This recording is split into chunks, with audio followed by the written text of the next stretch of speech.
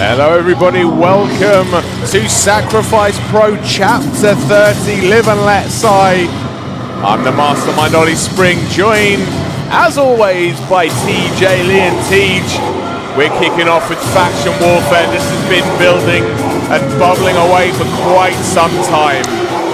It is a long time coming, and with a packed house at our last ever show here at Cedars Upper School, where we have been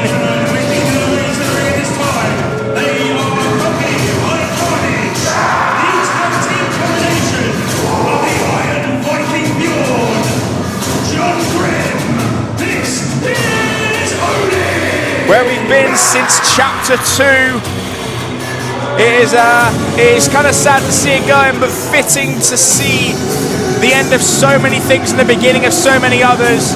Former Saints of Sacrifice champions in Carnage, Bjorn, and of course John Grimm. And the story goes that the 8-7 costing them their belts, and the tension has just reached such a point where it would be unfair and remiss of management to leave out any member of the 8-7, any member of ODIN as we come into this contest.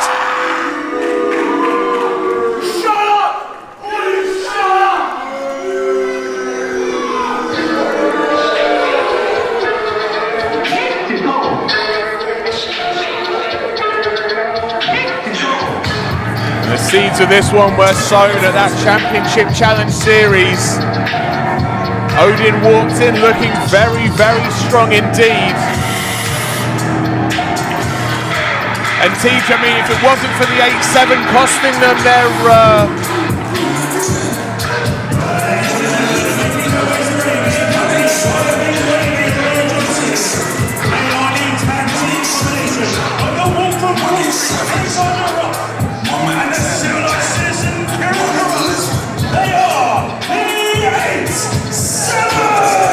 It was the 8-7 that attacked ODIN with steel chairs and effectively weakened them up for the aerial high ropes to come in and capitalize. And Tej, if it wasn't for the 8-7, I mean, it would have been safe to say ODIN could have survived the entire series and walked out the champs. Could have, should have, but it doesn't matter because they aren't the champs anymore. We have new kings, new Saints of Sacrifice, but this problem is still here. And you can see every member is chomping at the bit to get the opportunity to settle this beef, and we don't know who's going to be involved just yet, but every single one of them is battle ready. Kieran Kurupt sporting a new style like thereof. Very different. Could be a change in mindset as well. Big Wavy and the Wolf of Brawl Street still here as well. Carnage, the animal on all fours, just getting ready.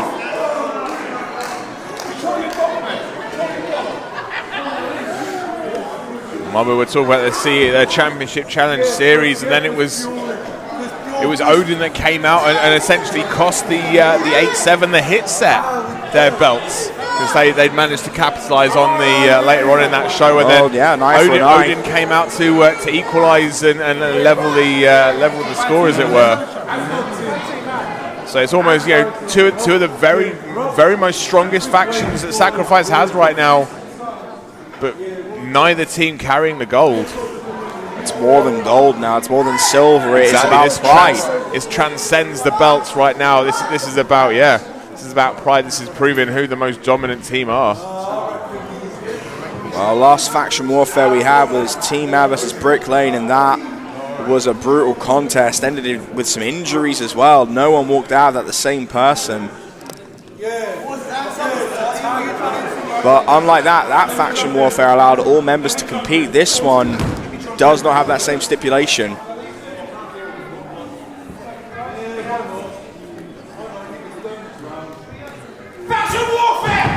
Oh, it's straight, look at this. Jumping in. Big Wavy, the last one in there. Wait, guys.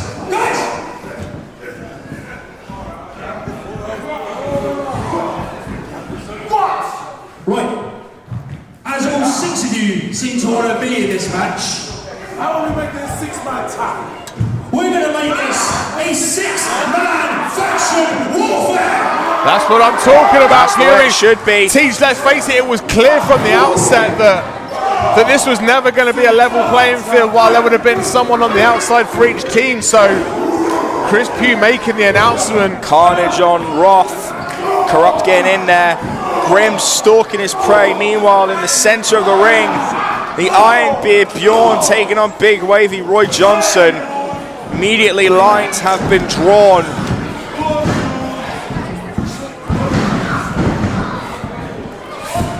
Oh, big boot. Big boot from Big Wavy.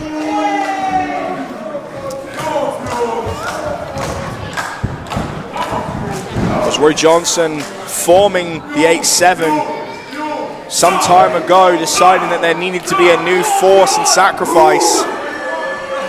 And since then, they have proven to be very much a threat.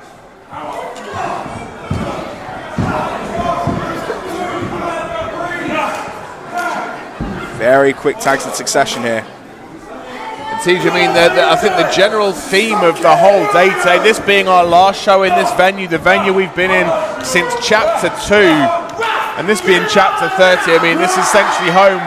We're moving on, but let's face it, I mean, this is, well, it's the last show here. You want to go out and leave your legacy here in Cedars on a high.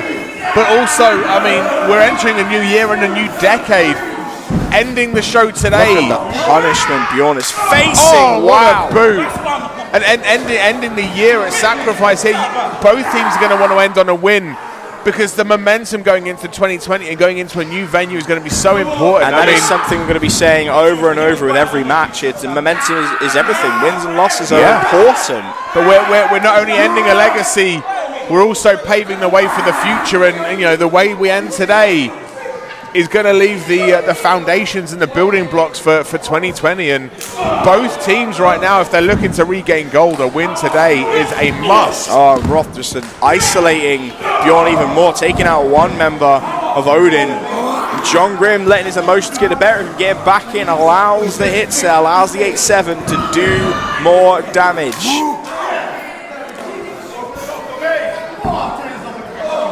Without a doubt, ODIN are the more emotionally charged. ODIN are the more emotionally charged of the groups. 8-7 are very good at manipulating people's emotions, and they're very good at getting in your head and making you play their game. ODIN needs to be mindful of that. They need to keep that focus that brought them silver in the first place. Kurupt here just knocking the wind out of Bjorn. I'll be honest, right now, I mean, you look at ODIN, and I mean, they are just, it's power, power, power. ODIN are power, whereas I would argue that 8-7 are more cerebral, more street smart. smart. Yeah. And I would not have expected Bjorn to just to basically be struggling right now, because he is the, just as you say that, the neck of Kieran Kurupt just landing and bending on the canvas. Commentator's curse. First tag for ODIN made, and Carnage in, and the human refrigerator being used very appropriately. Lateral press, 2. Kick out at 2. And there's something I never thought here. Carnage and ODIN by large getting the crowd's appreciation. I want to say maybe the lesser of two evils here. Absolutely. Right now, because John Grimm in. Both teams are revered by pretty much everybody here in Sacrifice, but it's, And Ollie, you are the king of spreadsheet style. There are some interesting statistics and facts. Nice drop toe hold and big elbow. One of the biggest elbow drops you'll see in Sacrifice. And pin cover, hooks the leg, and Roy Johnson basically ensuring no pin is being made. Getting in the face of Roy Johnson. So you know about some interesting statistics between John Grimm and another member of this faction warfare, Alexander Roth. Yeah, it's an interesting fact. It's that John Grimm and Alexander Roth share the same statistic. They have both had 16 matches here in Sacrifice, and respectively have only been pinned twice. So I think ultimately, if they've been doing their homework like beautiful Samoan drop. like I have, they'll know that the chances of pinning Roth and the chances of pinning Grimm are slim to none. It very rarely happens. So they're going to want to isolate. Speak of which, there's the Wolf of Brawl Street, ensuring the ref does not count 3, grabbing the ref's hand. Now, the best dressed ref could very easily disqualify for putting your hands on the referee, but I feel the manager might take his paycheck if he does that. I think Nick recognises as well the gravitas and the magnitude that this match carries right now. But then, of course, it's 8-7 and taking advantage of that, aren't they? True. Knowing that they can get away with a little bit more. You look down the cards today, Teach. Every single match. Tag made. Every single match is huge. Every single match is big fight feel. Absolutely. This is one of our biggest shows of the year. It's like in the World Cup final, you don't want to be sending any players off unless you absolutely have to because of the stage, the grand being the grand stage. This right now, it's his Sacrifice's biggest and most important show. Beautiful. Drop kick. And despite all of the punishment Kurupt has taken, he is beginning to find his never mind. Cross body. What? Oh no, couldn't go for the pin. Khan couldn't capitalize. I was going to say he was really beginning to find his second win there, then he met that huge frame packed into a smaller body in Carnage, and boom. I think both were winded though, unable to capitalize, as you said. And now crawling towards their respective corners. And in there comes goes Roth. In comes Bjorn.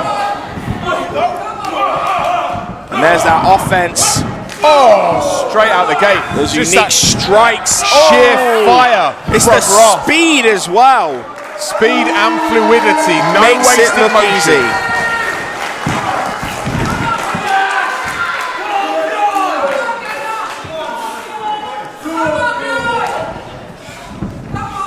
Versus the whip. Handspring. Catches him on the jaw. Hooks the leg, but Grimm there and ready to capitalize, ensure survival of Odin. Look at this, dragging Bjorn to their corner, making the tag. Smart. There's probably one man who could pull Bjorn away. Yeah. It's not maybe they have the strength to do that. And there we go, it's the 16-2 streak versus the exact same on his enemy team.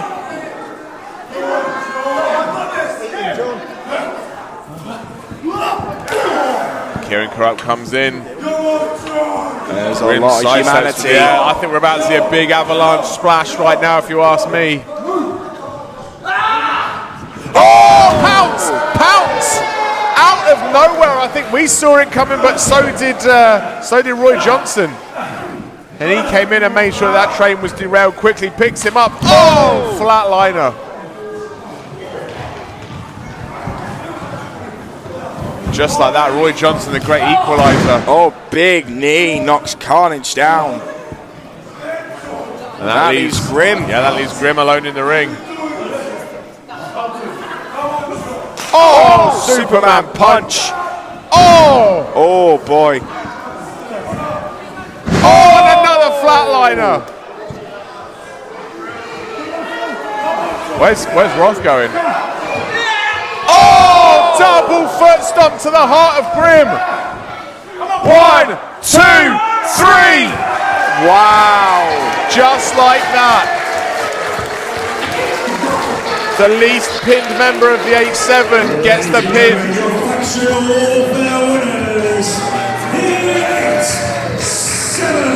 Roth is full of adrenaline right now, and that settles the question as to the Supreme faction, whether we like it or not. It was tactics that won the day. And Roth was making sure that Grimm cannot move. Dominance from the 8-7.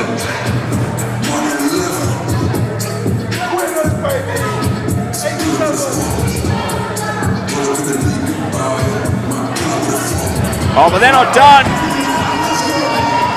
Odin wanting the last word.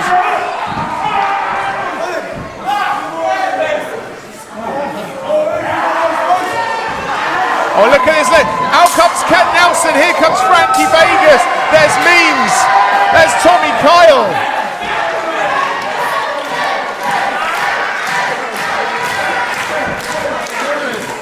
I think they're deciding that this will go on forever if they don't get it out of the way.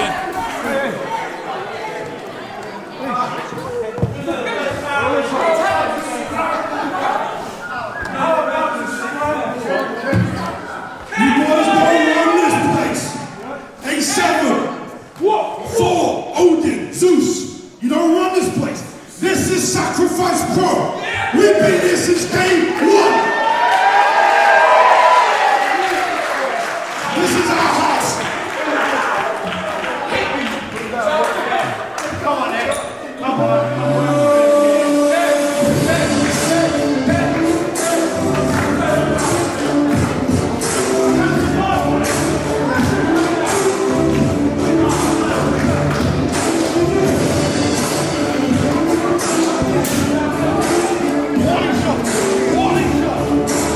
Well, Ken Nelson making it very clear that this house belongs to no faction, it belongs to everyone. So I say it time and time again, Sacrifice Pro is family.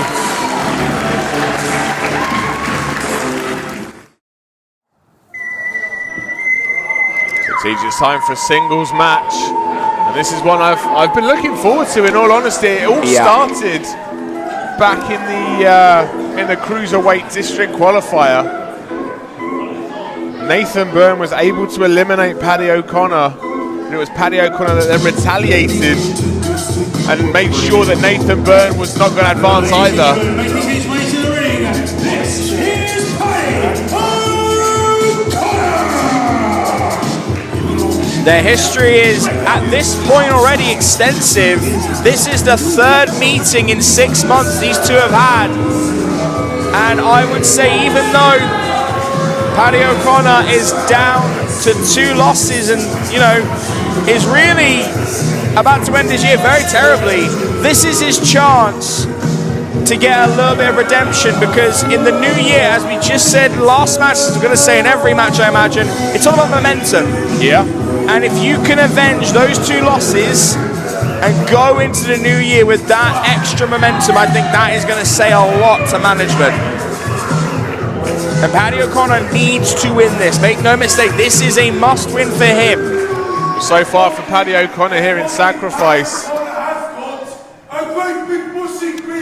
He was able to overcome Kyle Kingsley with some questionable interference, let's face it. And if you want to talk about a breakout star, though, the one thing he hasn't been able to do in 2019 is beat this man. The breakout star, in my opinion, of 2019 Sacrifice.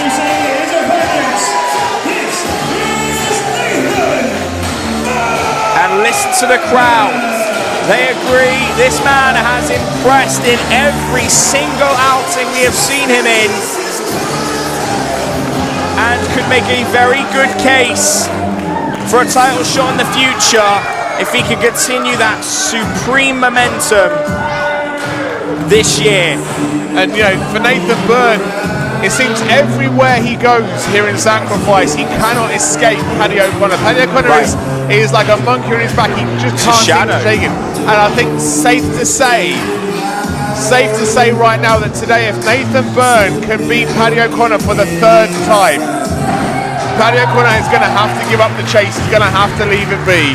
And ultimately, for Nathan Byrne, he would beat a guy that's beaten Kyle Kingsley, which is, you know, which is a big thing. It's a big accolade. And right now, that is a big thing. And ultimately, it comes down to the human highlight reel. Nathan Byrne versus the walking conspiracy machine, Paddy O'Connor. And I have a feeling this is going to be a barn burner.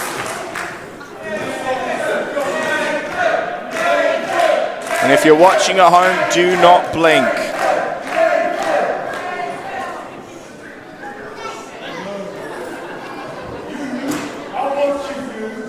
I'm watching you go, see?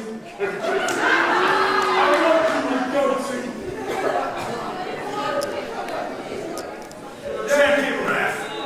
Check him. Oh, he's checking him, all right. Check him. He's checking him. You know, Paddy O'Connor likes to be very careful. does think that everything is against him. And with Nathan Byrne, every obstacle he has came through this year, every roadblock he has faced, Paddy O'Connor's been behind it. Yeah. He needs to vanquish that demon to bring into the new decade with the best momentum possible. That meteor early on. Reversed on the Irish whip. Shoulder check, couldn't move him. Couldn't move him on that one either. And I guess this goes to show just how equally matched these two are. Both equally agile, equally quick. Oh! Third time lucky for Paddy O'Connor. That was with authority. Put a little bit of sauce on that one.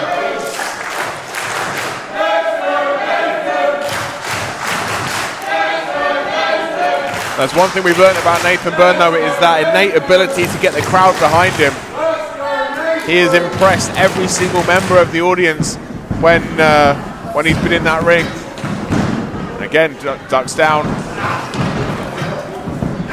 Oh, went for the knee. Nice oblique kick. Oh! Short DDT. Spikes him.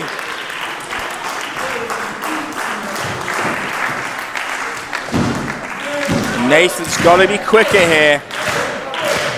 Both men are known for pace. They have to be willing to capitalize very quickly. You're going to see that, but both men don't really want to make any mistakes. Oh! Went to pop up over and knocked his head there. Paddy just, swept the leg, cut off all the momentum. Oh, he's grabbing at that head. He might have sustained a head injury. He's really, really grabbing at it. I mean, think of how many times you see someone kip up like that and nip over the top. Very true. Paddy O'Connor made sure. Rest of the whip. Oh. Faked him on the jump over. Knocks him out. We know that Nathan likes to fly. Oh! Corkscrew plancher. Very nice. Over the top rope.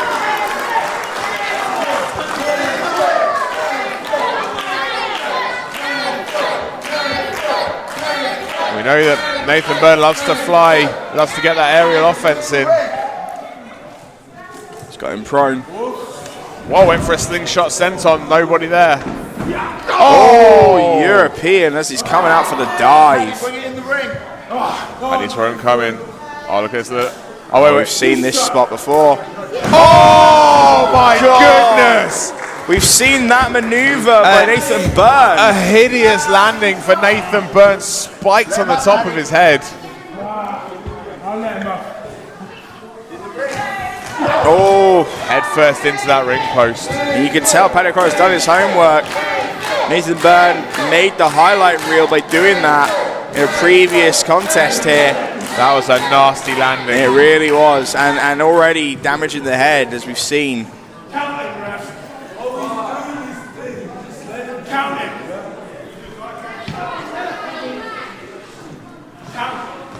It looks like Paddy O'Connor will be happy to win this by count out. I mean, it still counts. Absolutely.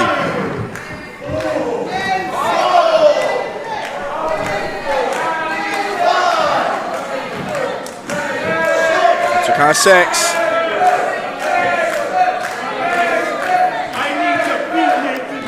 Oh no, he's saying he needs to beat him. He doesn't want to make it through a count out. That's that pride. As soon as he realised that the pride involved. Yeah, he wants to make this one. He doesn't want to win this by a technicality.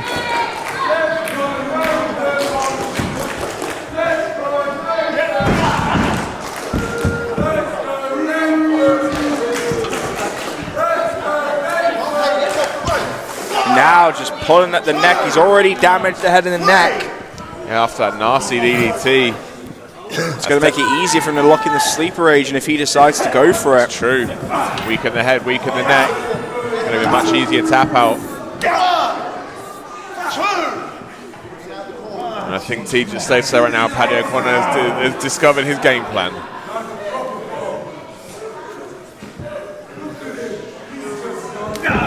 They've tried to fight out. Get some separation. Oh, quick kip up. Oh, and then Security out of nowhere. Very quick. Goes up. Oh, head scissors takeover. Paddy O'Connor reeling. Wow. Wow, yeah. Great equalizer right there. That lariat hit flush, hooks the leg. 2 deep cover. But you notice that almost desperation from Paddy O'Connor. As soon as Nathan Byrne was getting those wheels moving, he had to cut him off, and had to cut him off quick. And that lariat, well, that pretty much did its job.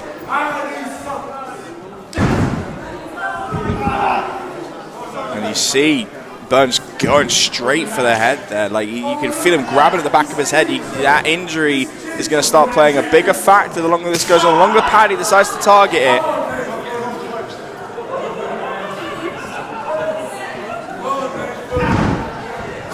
Nathan's really got to be getting a desperation mode here.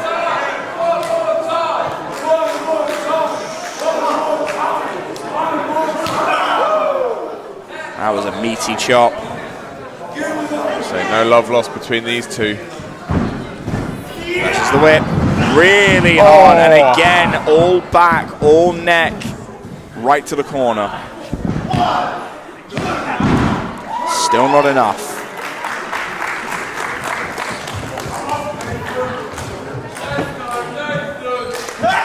Oh, knee out of nowhere again, just jumping up. Explosive offense that we've seen from Nathan Byrne. Reversal on the whip. Another reversal, yeah, very good from Paddy boot up, O'Connor. but He's Paddy learning. caught it, takes it down. Knee lift. Nathan's got to get into that important desperation mode. Oh, went for the Meteora. Caught him.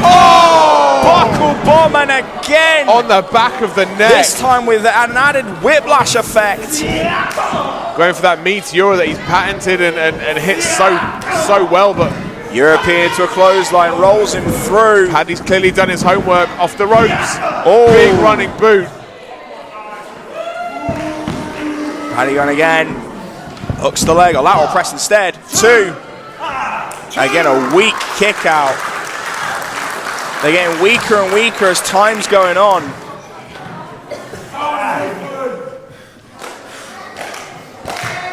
You can see Paddy O'Connor is sensing it. He's really starting to feel that momentum is shifting, the pendulum's shifting in his favor, and he might be putting him to sleep. If he can get the sleep agent.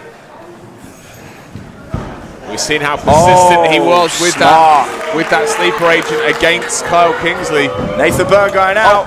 Paddy rolls in. Gut check. Yeah, you see again, Nathan Byrne one step ahead. Slingshot's in. Oh! Slingshot cutter from Nathan Byrne.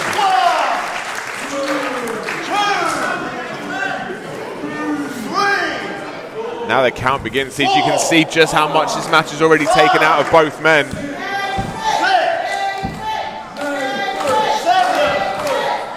It's a count of 8. Both men to a knee. Stiff forearm. Stiff kick. Oh, an open palm strike. You just tell him moments like this, how personal this has become. Man, it's that bus route and style, strength, and he's going straight for the clavicle, straight for the neck. He wants to incapacitate Nathan. Ducks a shot. Oh! Diving chop from Nathan Byrne. Left his feet to get a little bit of extra oomph on it. And Nathan Byrne could be just a few seconds away from winning. Goes for the Meteor again. Caught. I think it was maybe going for a monkey flip. Oh, wow. Another open palm strike to the jaw. And that is it's easier to knock someone out with a palm strike than it is a punch. Where's Paddy going? This is looking dangerous right now. Rope. Nathan's vulnerable. Wants to blow your mind. Stands on his feet! Oh my goodness, lands on his feet! The human highlight reel! And Paddy O'Connor's just realising. Paddy realised that he sees it. And almost back at stalemate off the ropes. Gets it. Short German. Oh, gets the hands. Oh, there's the knee. Super kick. Just relentless offense right now. Picks him up. Gets up. Powerbomb. 1, 2. Oh, kick out at 2. Kick out at 2. That was a deadlift powerbomb as well. That is ultimate desperation.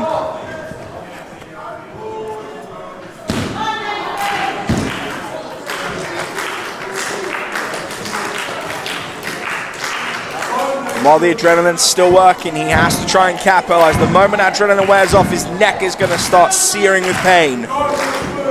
Oh, ducks the knee.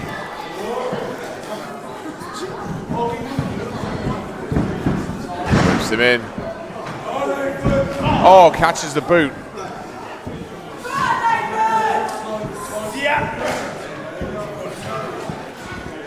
I'll be honest, he says ever since he landed on his neck on that apron DDT, Nathan Byrne has not looked fully with it. No, you think he's on adrenaline, and that's what I'm saying. He's got to try and keep pushing it.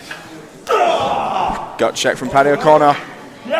Rolls through. Sunset flip, but wait, rolls through. Oh, misses the PK. Kick. Oh, there's a kip up. Hooks in front chance, he lifts him up. Vertical suplex. Oh, he's still the lock. Still got it hooked. Oh, this time, fireman's carry. Oh, white noise. 1, 2. Still not enough. Crowd showing appreciation for the heart of Nathan Byrne.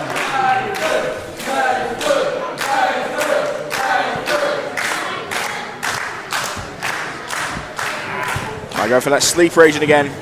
Oh, looking to hook it in. Rolls him through.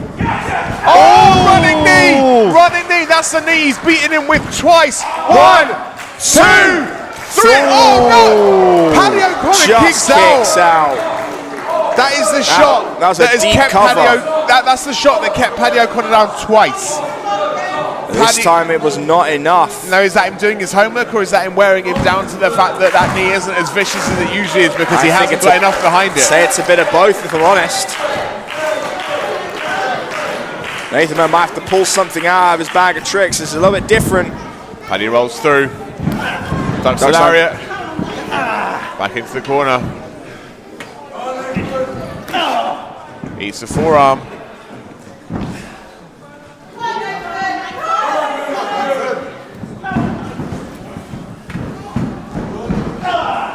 Running shoulder tackle. Has him up. Oh, brain buster! Right on his head. 1, 2. Paddy kicks out at 2 again. Didn't hook the leg though. On a lateral press, you should always be going for something seems off with Nathan Byrne. Definitely does. Definitely does. All of his standard moves, he's hitting fine, but he seems very on autopilot right now. Oh, caught him in the sleeper agent. I think he was going for that springboard cutter and caught. Paddy O'Connor saw him coming. He's caught in that sleeper agent. He's caught him. He's fading, Teej. He's fading. And that's it. Ladies and gentlemen, here is your winner by submission, Paddy O'Connor. Teej, something just seemed off about Nathan Byrne ever since he landed on the top of his head. Referee checked him, deemed him okay to continue, but I would not be surprised if Nathan Byrne went through the majority of that match with a concussion. Paddy O'Connor picked his tactic and he executed it to a T. It started with that failed kip up where he went straight to his face and started clutching at the temple, and it ended with that DDT on the apron, and from that moment I think he was out of it.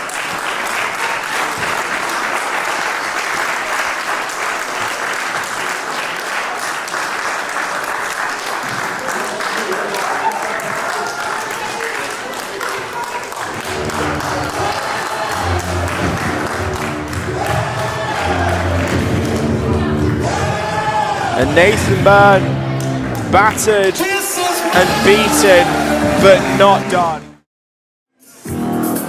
Ollie, there is one thing you got to say about this belt when it was introduced. It's that this belt is bad and you should feel bad. However, I mean, let's face it, Teej. I mean, since Tim Lee has been burdened, shall we say? Yeah. Well, we knew Tim.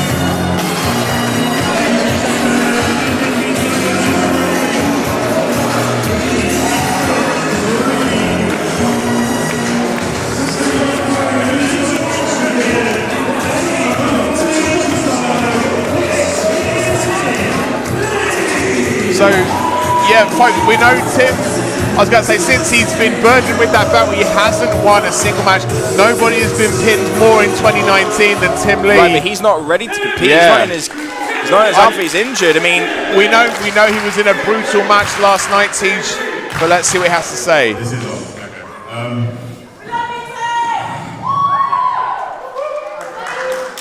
So you make me wonder, obviously, I'm not ready to fight. I've sustained an injury. As of yesterday, my finger is literally hanging off. And it obviously saddens me to say this, but I can't wrestle. And in terms of that, the unfortunate rule with this belt that Sacrifice Pro Management have told me is that I have to defend this every month. And I can't defend it this month, so I have to relinquish the Sacrifice Pro Loserweight title.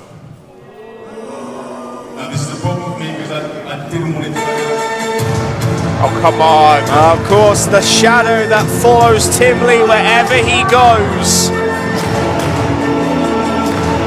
Jack Cave, of course, has to make himself known. At the lowest moments of Tim Lee's career, he has done it throughout 2019.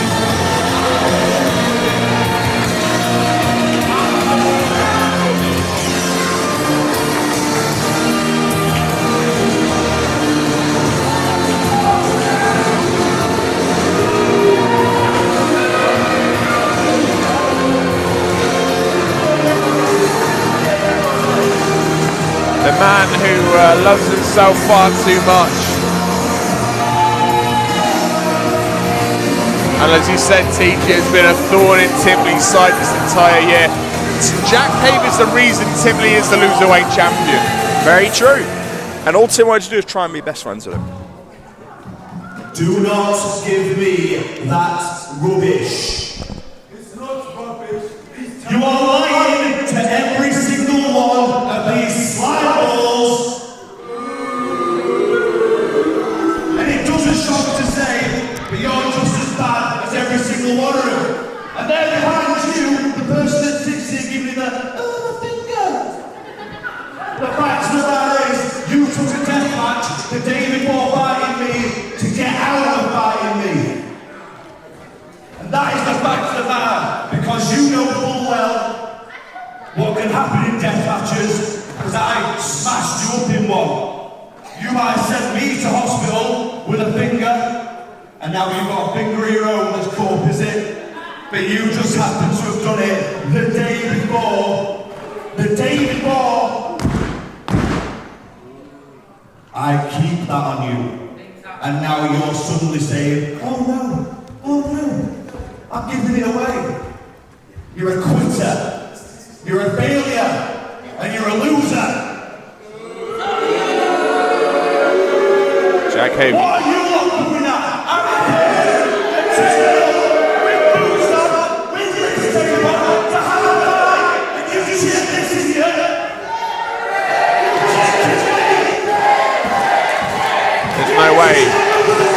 There's no way that Jack Cave believes what he's saying. Teach, surely. I'm just going to let him say his piece. I hope my ears stop ringing soon. I came for a fight with you, Kingsley. I came for a fight, son. Are we having a fight or not? Are we fighting for this or not? Now, obviously, you weren't listening, Jack. Sacrifice management has made me give this up. I'm no longer the Loserweight championship. Or champion, should I say. Sorry, I'm starting over my words. Okay, get back from me, get back from me, get back from me. Okay? But if you want to fight tonight... No. I want to fight you tonight. Give me this. Give me this. What do you mean? What do You want to fight this? I came here to fight you, Tim. I came here to fight you. But the good thing is, if I don't have to fight you tonight, that means I can leave this horrible place. I can leave you horrible people, and I can never come back, because I said if I ended up with this belt, I would stay. But thank God, you can't fight for it. So that means it's bye-bye Jack Cave, bye-bye Sacrifice Pro. I will never see you stinking someone cases again. Good riddance. I will never have to fight doing this again. Doing it when I can see your pain. What a shame. Heartbroken. So, Sad reacts only. Absolute seeds. the white collar is, I have to sacrifice. See you later.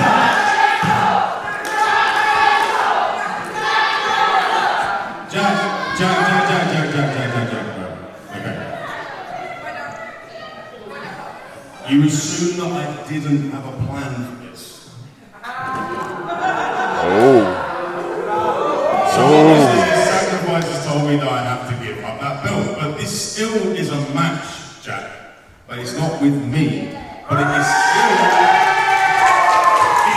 still for that Loserweight Championship. And I found someone in the back who could literally take you down, my friend. So if you want to make yourself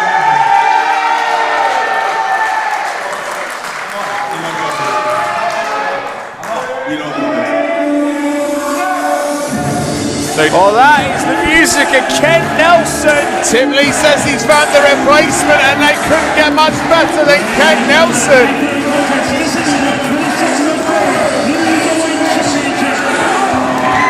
A man determined to exercise revenge on someone, anyone, after the betrayal he suffered not too long ago. Ken is going to enjoy taking apart the man known as Jack Cave for that strap. And Teach, we heard Ken say it earlier on. No more shenanigans. Sacrifice Pro belongs to it. It's almost as if Ken Nelson is taking responsibility for Sacrifice. It's almost like he's the gatekeeper again. He is the... I mean, he'd love to be that person again. When he was part of the Unbreakables, they were the gatekeepers of the tag team division. And I think it's appropriate for Ken Nelson to redefine himself as a gatekeeper of the singles division. It's not even just that, it's the gatekeeper of Sacrifice Pro. He cares a lot about this company. He doesn't want to see someone like Jack Cave take it as a laugh, as a joke. He wants to make sure that Sacrifice gets the respect it deserves. And you can see, like, Jack Cave is just entirely focused on Tim Lee. He's not, even now, even though he's getting the beating of a lifetime, he is not focused on Ken Nelson. And if he's not careful, he's going to end up with that Loserweight strap, which is Jack Cave's ultimate nightmare. And Tim did say this is for the Loserweight Championship. Referee Joe Jackson getting the bell underway. This is now a title match for the vacant Loserweight belt. And Jack Cave completely outclassed here against Ken Nelson. I mean, to Jack Cave's, I guess to symbolize with him, he wasn't planning for this. Oh, couldn't get him up onto the fireman's carry position. He was planning for a match with Tim, but... Right, but there's a different kind of brawler as Ken Nelson. Exactly. Comedy strong style, Kent Nelson ain't. He is known as old school for a reason. The original wrestler. This is you, pal. This should be you. This should be you. But again, focus too much on Tim Lee. Jack Cave needs to look at the man behind him.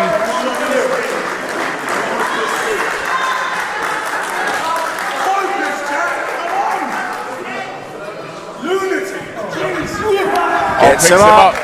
Looking for an anxiety attack. Oh!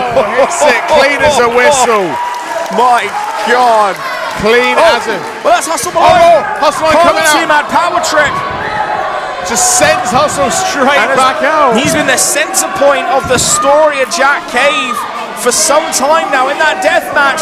Pushed him over. Skull caving finale. Wow. Skull caving finale. 1, 2. Not enough. Kent Nelson out at 2. And back at that death match at Sacrifice Red, it was Hustle Malone's intervention that caused Jack Cave to win. And in the return, in that revenge match, it was Hustle Malone's intervention. Excuse me, it was Tim Lee's intervention that cost Hustle Malone. So there is an integral part of this that Hustle has played. And you look at this right now, Hustle and Kent face to face, Jack Cave and Tim Lee face to face. It's very appropriate. The Hustle's here at the last moment. Oh! Tim Lee might be fighting with one arm, but he's still got one fight. Big boot! Chelsea boot! 1, 2, 3! Jack Cave is the Loserweight champion! Sweet, sweet revenge for Tim Lee of sorts.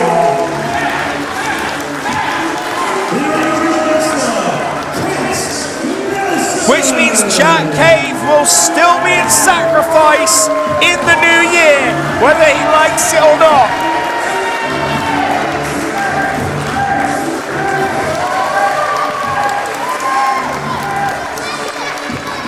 And Ken Nelson with a much needed win and extra momentum to go into that new year, proving that without Warren Manx he can still hang with the best of them.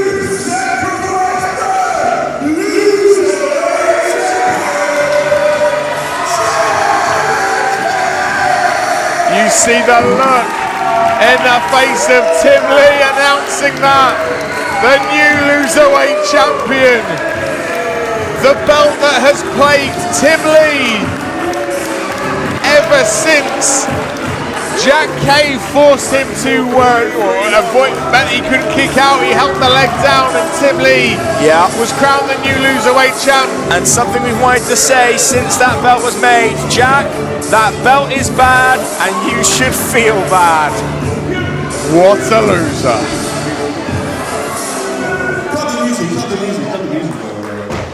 So, ladies and gentlemen, you've got your new Sacrifice Pro Loserweight champion in Jack Cave. You love to see it. Jack, you can't leave now. You can only leave when you lose that belt, which means you have to win. But I'll tell you what, here's something for you, right? Don't think that just because I had this injury, just because I had to replace it with Ken, doesn't mean I want to beat the ever-living crap out of you.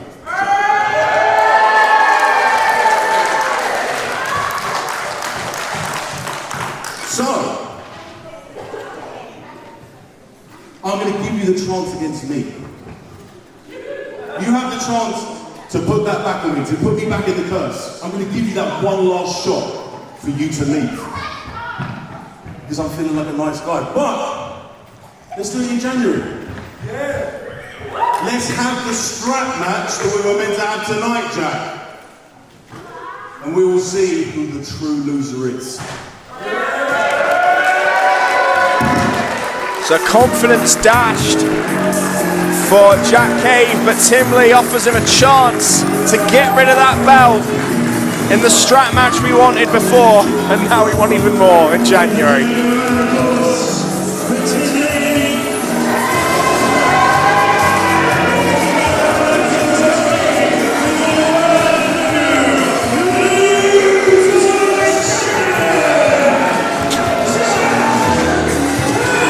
Jack Cave might be hiding under his vest, but it is still there regardless.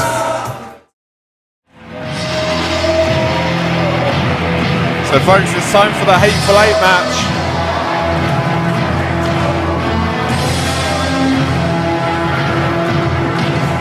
Liam the ref is back, folks.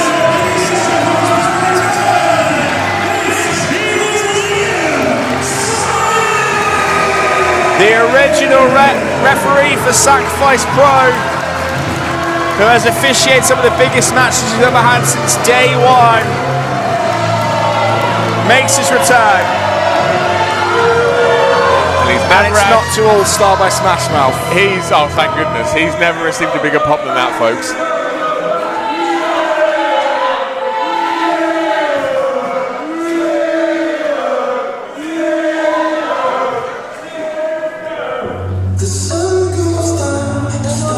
So folks, let's fill up this powder keg of competitors. There is still one blank space on our run sheet, Teach. There is a mystery man in this one.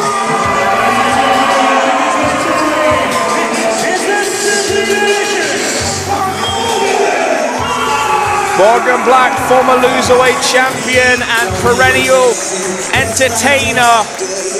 You gotta watch out for that bravado, you gotta watch out for those dance moves. If the music hits and he goes on a kick spree, watch out. Morgan Black has been in 2. This is his 3rd Hateful Eight match. Currently unsuccessful in this stipulation. Entrant number 2.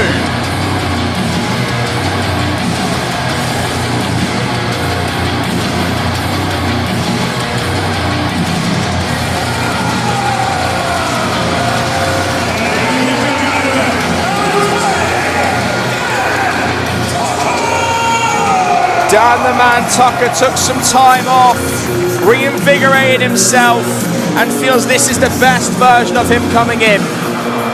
He learned to control his demons. This man holds the record. He has been in 3 Hateful Eight matches, only missed 1, yet to win.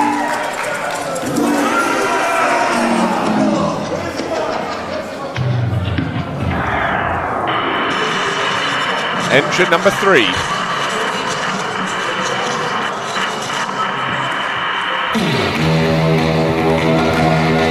Former Saints of Sacrifice champion, one half of Los Palominos.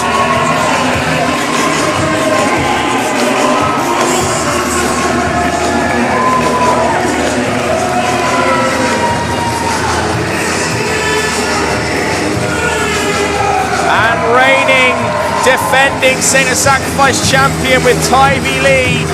I believe Ivy is still celebrating their title victory. Frankie Vegas is here to do business. 4th entrant.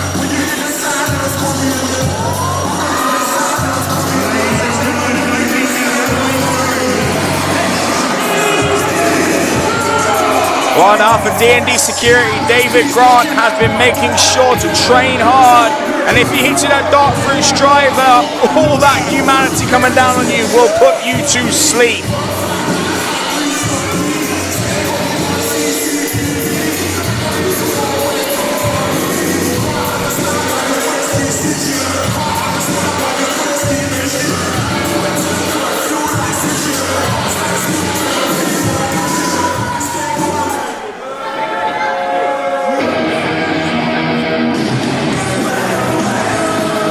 Let's add another competitor to the mix, making her return in her 2nd Hateful Eight match.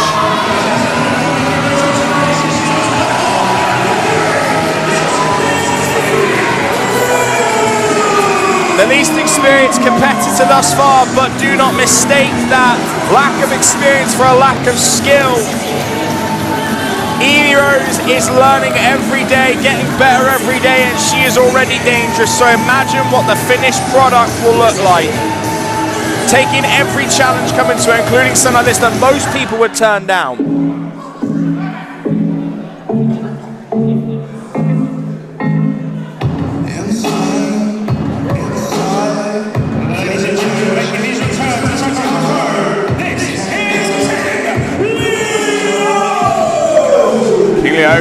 No stranger to Sacrifice. Has been a number of multi-man matches and rumbles, battle royals.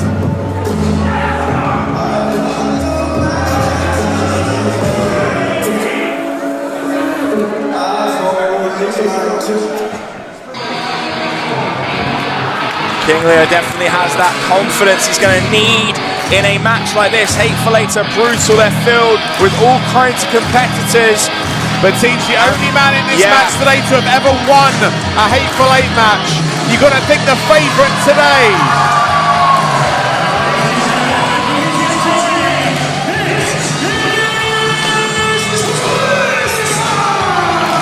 And Twister has undoubted success in this contest, in this particular kind of matchup, and that if you're a betting man, that's where your money's got to go. I mean, if you want to talk statistics, Tej, Twister's been in one Hateful Eight match and he's won one. That's 100% win record in Hateful Eight matches for Twister.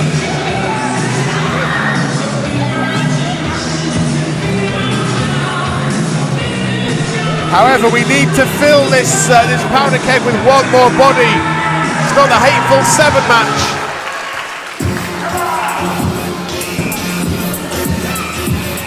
Entrant number 8, who have we got? This is our mystery competitor. It's LJ!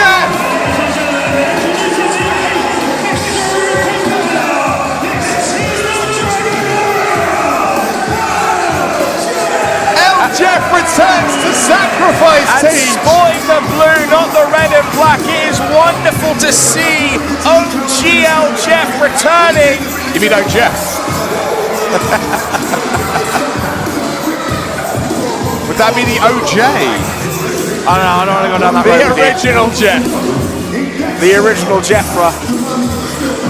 The Dragon Warrior himself, former champion at Sacrifice.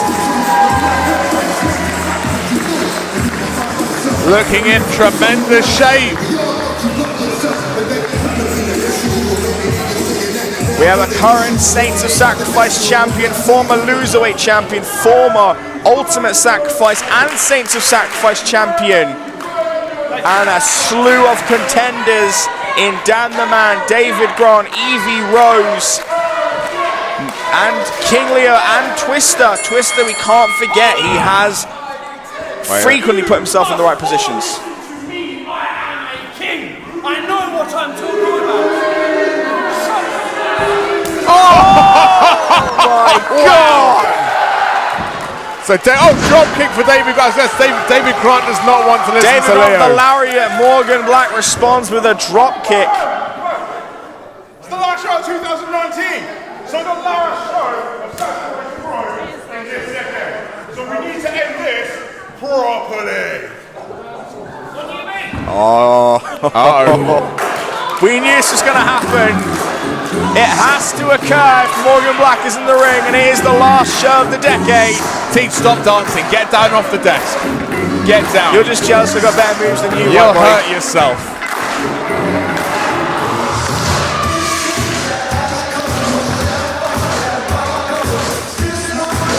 Folks, this is what Sacrifice is all about. And this is what Morgan Black is all about. It's party time when Simply Delicious is around. And then we're seeing Jeff pulling out some moves. There's one! A dig kick for King Leo. And he's been put back down Surely again. he's not going to have just one. It's not a dig kick party with just one. There's two! Frankie Vegas looks a bit confused. But it's easy to get caught up in the beat. Don't believe him, just watch. There's three! Oh no.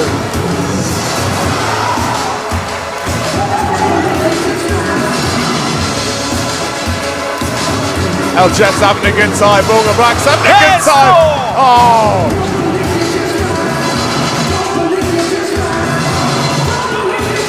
It's so easy to get caught up in the moment.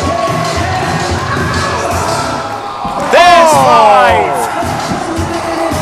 Which just leaves Evie Rose in the ring.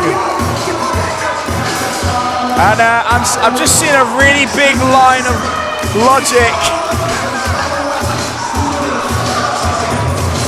And they're having a great time. And, yeah, I don't think. And there's that floor. I'm not sure if Morgan Black understands anatomy. Yeah, ain't gonna work on Evie. But you know what? Morgan! It might work for Morgan Black, and that is one way to kill him. But there's David Byrne. Just takes Evie out from behind. The one man who didn't receive the special treatment. But the one man with the strength to knock him my out. Goodness! Military press. Evie Rose to the outside. That was a brutal display of power from the Dark Fruits daddy himself.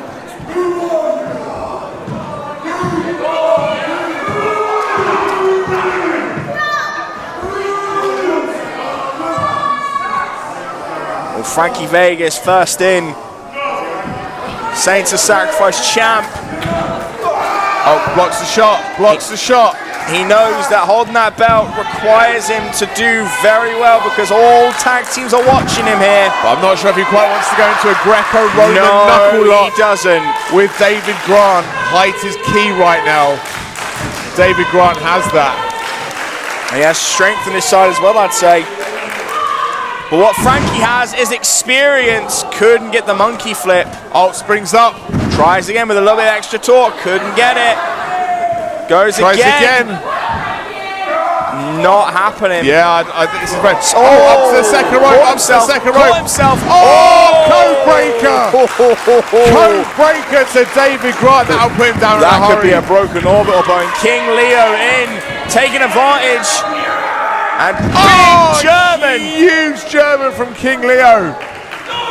Might be the smallest man in the contest, but has a lot of strength. Credit to him. El Jeff in.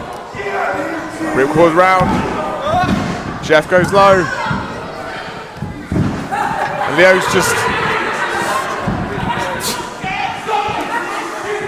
It's momentum for Leo, but the momentum he didn't want. Oh, Enziguri puts down Leo. In comes Twister. And man, you should put your money on if you want to see a winner, because I think he's got the best chance. Hurricane Rana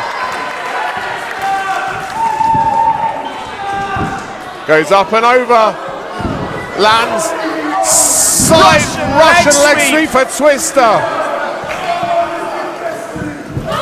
Evie Rose ducks a line. Oh, Northern Lights. One. Twister able to get out of one. Oh, Morgan gets revenge. Oh, pimp slap. Right on the clavicle. Oh, flatliner from Morgan Black. In comes Dan the Man. Dan Tucker, the most experienced person when it comes to Hateful Eight matches, but also has the worst loss record. 0 for 3 against the second worst record in this, 0 for 2 in Morgan Black. Oh, my gosh, a lot of humanity on the neck. You want to talk about a lot of humanity? That's the biggest boys in this contest. Two big bulls butting heads right now. Forearm for David Grant, forearm from Dan Tucker. Back and forth, trading bombs. And it is the new blood versus one of the most experienced Hateful Eight competitors. Oh, wow. Not many people can suplex Dan King Tucker like that. Oh, just swiped him away. David Grant says no. Oh my God, look at that strength. Full Nelson locked in, and he could get a submission right now, cranking down on the back of his neck. That is snug. Oh, pulling on the ears, pulling on the beard. Twister. Morgan Black wants to get involved. Tinny Twister. Trying to tune the radio right now. Oh, and a nice fish hook from Evie Rose. Frankie Vegas comes in. Oh, Frankie back on the nose. Twister's the only one left. What's all this? Oh no, Dan the Man on the outside. Excuse me. Twister going for a choke. And Dan the Man, the last one in. Just wondering what he should be doing. Oh, what's this? Goes off the ropes. Oh, knocks them all down. And like dominoes, they fall.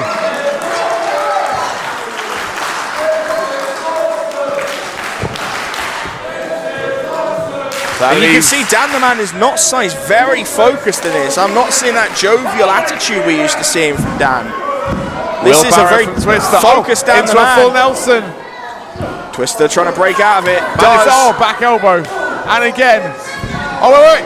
Twist and shout! But David Grant comes in. Couldn't capitalize. Picks him up. Oh, my God. Sit outside slam. Oh, headbutt from Frankie. Dazed him. Fireman's carries a lot of humanity on the shoulders of Frankie Vegas. Samoan drop. Took a lot out of the Saints of Sacrifice tag champ. And this match is all about capitalization, taking opportunities. Morgan Black going to take his. Elbow drop off the top rope. And now El Jeffson picks him up. Jeff slam. But wait, turn around because Evie's there. Picks her up. Trying to get it for that satellite DDT. Finds its mark. Goes for the pin. 1, 2. Oh, King Leo trying to capitalize right now. Oh, look at this. Trying to steal it. Trying to steal it. Just. Jeff out at 2. And that is smart from King Leo. Making sure he takes any opportunity he can. But now the smallest man is in with one of the biggest men. And no matter how strong you are, power is what power is. And he's just realized. Yeah, that is Dan the man. It's a lot of man.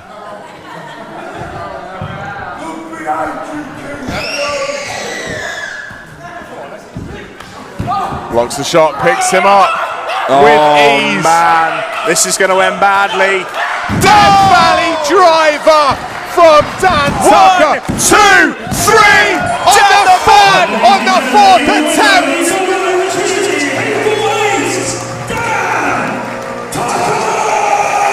On the 4th bite at the cherry, Dan Tucker wins a Hateful Eight match. A man who has spent so many hours studying the multi-man tactic and so many matches in it. Teach Dan Tucker has conquered his demons and he's now conquered the Hateful Eight. Dan the man needed to reinvigorate himself. He's not coming out to what a man. He's not smiling. That is metal. That is a malicious attitude. And it has worked for him. He is focused, he is driven, and he is the winner of the 4th Hateful Eight match. Dan Tucker goes down in history with Ken Nelson, Chase Williams, Chuck Mambo, and Twister as Hateful Eight winners. And folks, that is quite a prestigious lineup because the Hateful Eight, one of the hardest matches to be victorious in. 42 competitors, only 5 winners. That is very unique company indeed.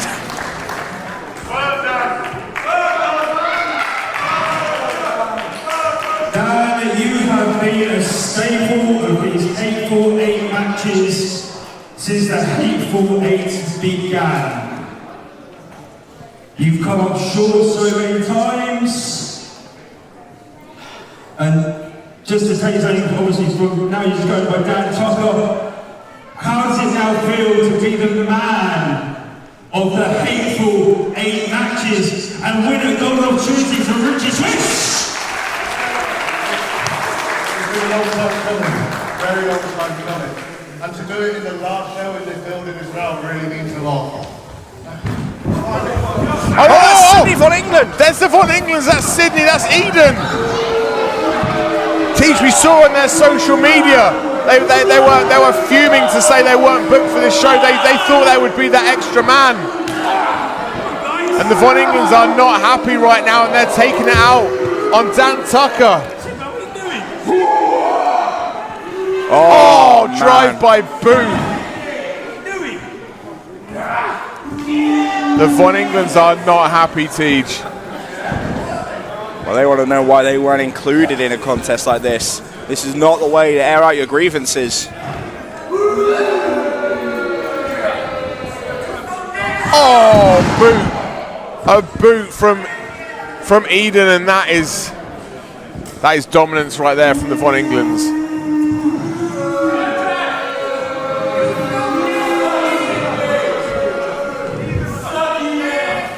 How does it feel, man? How does it feel to be put in a Hateful Eight? In the nostalgia spot. I know it feels that. Because we got forgotten about again! You want to talk about a golden opportunity? We're going to golden duo! That's see Richard switch. Well, I know what your golden opportunity is, Dan. Everyone, Dan's gonna be number 1 in the Rumble at the next show. After all that, the golden opportunity for Dan Tucker's the number 1 spot. And Sydney says he's number 2. Sydney von England looking to get a jump start when we have our January Rumble. Oh wait, what's this? We're trying to get some here, but Morgan Black coming back out. Morgan Black out. Evie Rose back out. Trying to defend down the man from further damage, and the Von England's just getting away.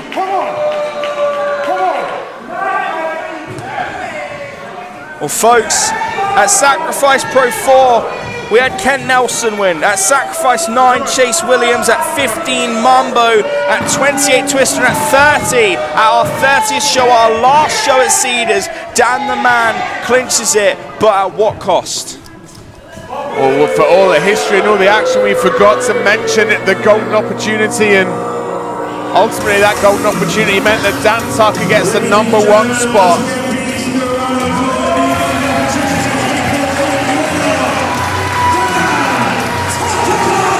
The last Hateful Eight match of the decade. Dan the Man etches his name in there, but to be number 1 in the Rumble, is that a blessing or is that a curse? It's a curse, and you know it, Teach, but with Sydney von England being number 2, anything could happen in January. But Teach, for now, I think we should celebrate the fact that Dan Tucker's back and he has conquered the Hateful Eight. Ollie, I think we need to talk about the background of why this is actually a thing. Hustle Malone was granted the permission to choose anyone that he wanted. And well, TJ, I mean, let's face it, this is the last show in Cedars, and I think you and I will both agree that while we might not condone his conduct,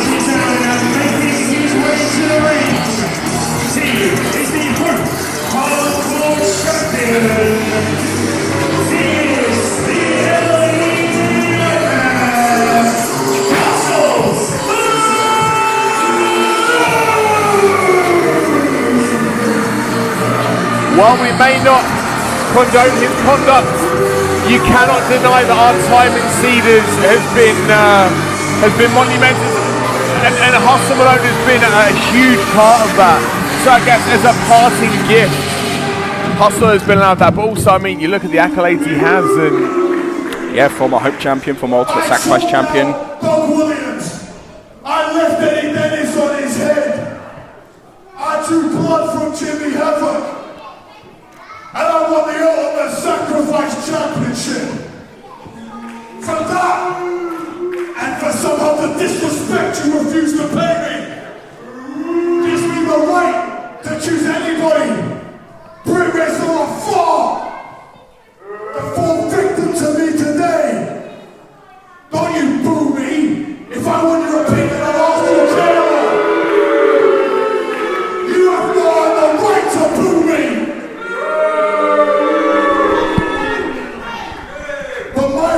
Choose any match I want means tonight anything goes. No disqualifications, no countouts. With anybody I choose, any warrior, champion, any member of the Mount Rushmore of Brit Rest. And if I get to choose anybody, I'm choosing you, you little punk. what? Yeah, you heard me right. For a year, you did not do your job correctly. You counted the pinfall of every loss I had in 2019. You get out of the way, pensioner, or I'll immobilize you too. You disrespectful little freak. You put your hands on me in Bedford and you get me a start. You ruined my life this year, so I'm gonna end yours. No DQ. So why don't we get a real ref out here, and then maybe you can see. Oh, the best dressed ref, not waiting for the other ref to make it out here. Nick is making it clear he will not stand for bullying. Come on, Nick. Come on, Nick. Couple of avalanche splashes to Hustle Malone. Oh, he's out the way. Oh, caught him. Oh my God! And just like that, Hustle Malone levels it.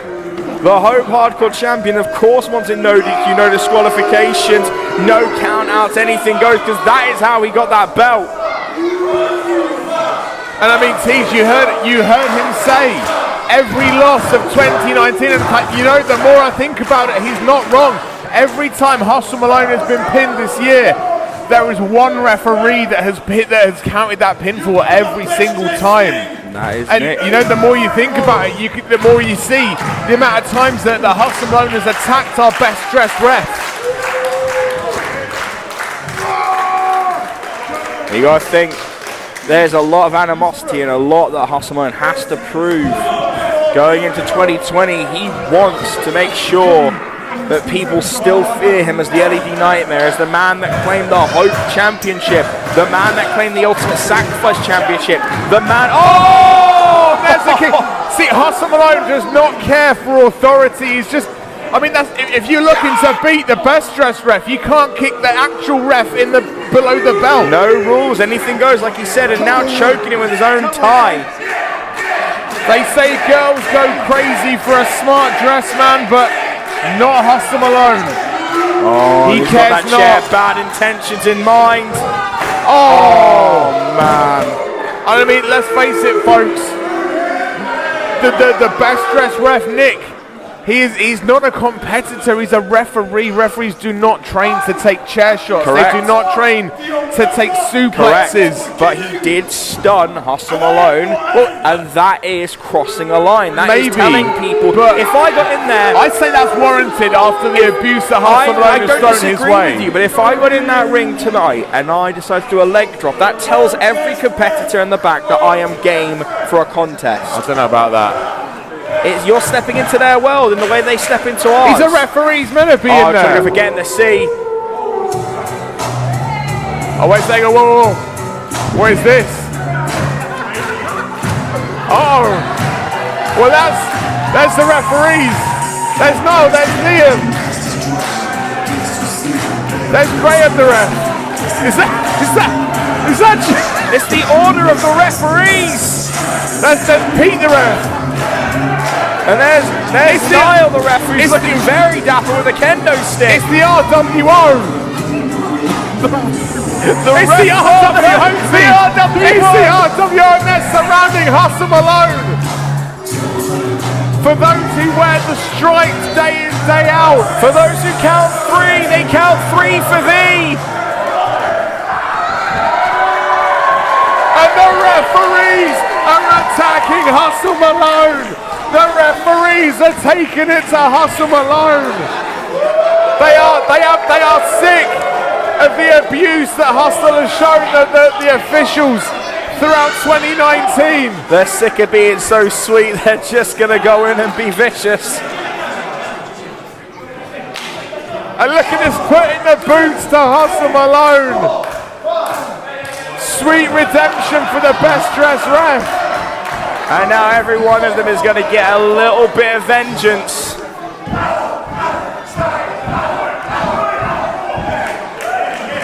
But good on them. They're not breaking that 5 count. Not breaking that 5 count. And now helping up the best dressed ref. Nick is unconscious right now. He is on jelly legs. Hustle Malone is going to regret the day that he picked on the referee. Oh man, they're laying him prone. Referee Joel Jackson going up. Referees Niall and Liam holding him down. The RWO is running wild. Oh! Hustle Malone just gets out of the way. And he's gonna find a way to. Oh, there's one for Graham. To the referee world order. And now, picking up the mastermind of it, Niall sent out, and it just leaves the best dressed referee. Get the seat! Get the seat! Go on, Nick! Get the feet! Hooks the leg, 1, 2, 3! Oh, no. Come on! That close! That close! What a moment that would have been! And the crowd firmly behind the best dressed ref! And folks, I will repeat, I will remind you, Nick is not a trained wrestler, he's a referee. But he's about to send Hustle Malone to 2020 with the biggest embarrassment of his career. And the RWO holding him up. Are we gonna, wait, are we gonna see?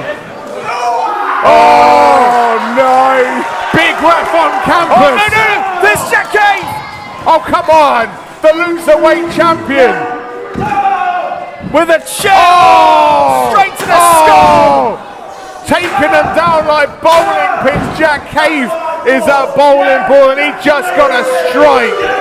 Oh! Caught Hustle in the crossfire. Hustle in the crossfire. He got carried away. Jack Cave. Jack Cave in survival mode didn't see his two-man power trip partner. Oh wait, look at this, look. Nick just has to step back and let Hustle realise what just happened. Oh wait. Referee Pete getting involved. Taking out Jack Cave. Liam the ref getting involved. The ring is largely cleared. Niall the ref is now putting the boots, putting the forearms in, gets Joel. Oh, where's Nick going? Where's Nick going? Getting up.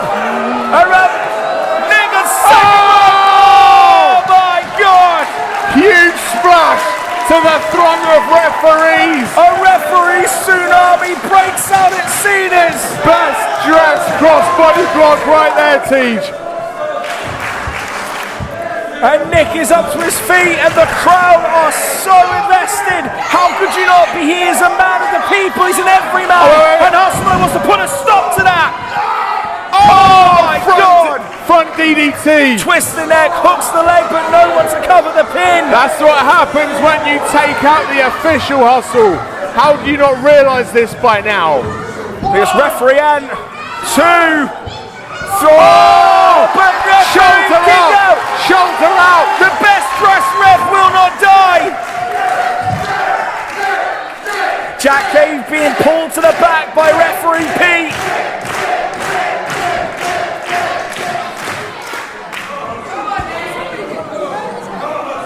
But right now, Hustle Malone is the only man in the ring on his feet.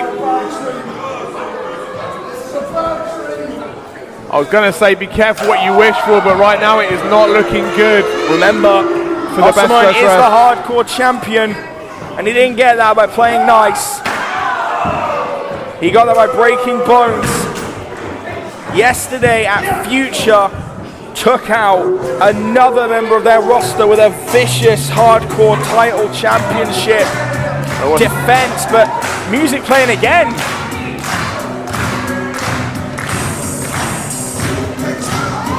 Oh! That's campaign! I mean, he's wearing the stripes, but Campaign has returned to sacrifice. ducks the chair shot. Super kick! Super kick! He's pulling the best dressed ref over. Gets him prone, pins him, lateral press. 1, 2, no! Shoulder up!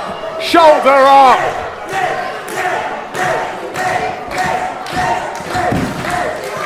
Folks, Kai Payne is back as a ref. And it would not be our last show at Cena's without Kai Payne. Without one particular thing. Oh, I was going to say a painkiller, but Kai Payne blocks the shot. Catches him. Goes up top. Straight up top. Oh, Hustle ducks Out it. the way. Catches him. Goes to get the C, blocks it. Misses the kick. This is back and forth action right now. Oh, playmaker. Oh, securing. The twists and turns in this match. And we haven't even finished. We might see it. It wouldn't be Sacrifice at Cedars without a painkiller.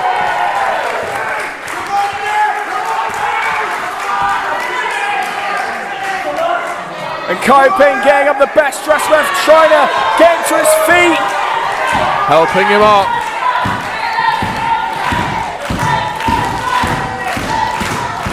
Oh, hustle the bell. Oh, man. Hardcore title right off the skull of Kaipen.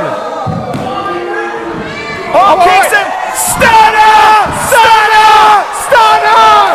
Hooks the leg. 1, 2, 3. The best dressed ref just got the best dressed victory.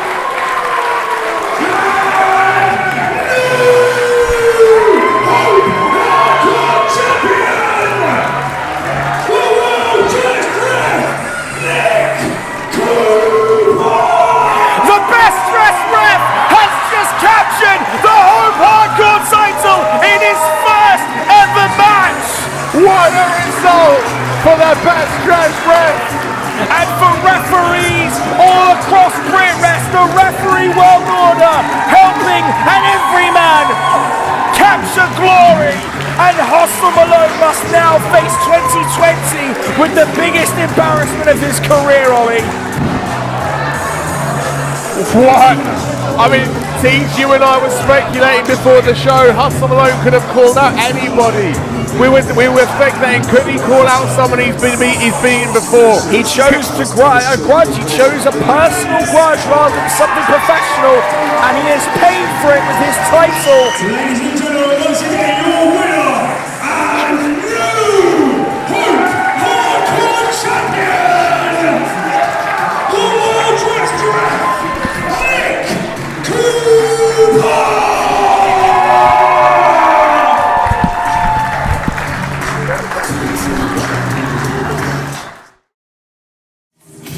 So folks, it is time for our third ever All-Star match here in Sacrifice.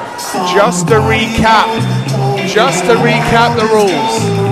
2 teams, 5 on 5 to begin with. First pinfall eliminates the entire defeated team, and at that point, Teach, it is every man for himself. Ladies and gentlemen, contestant 1 on team number 1. This is the Cardio King.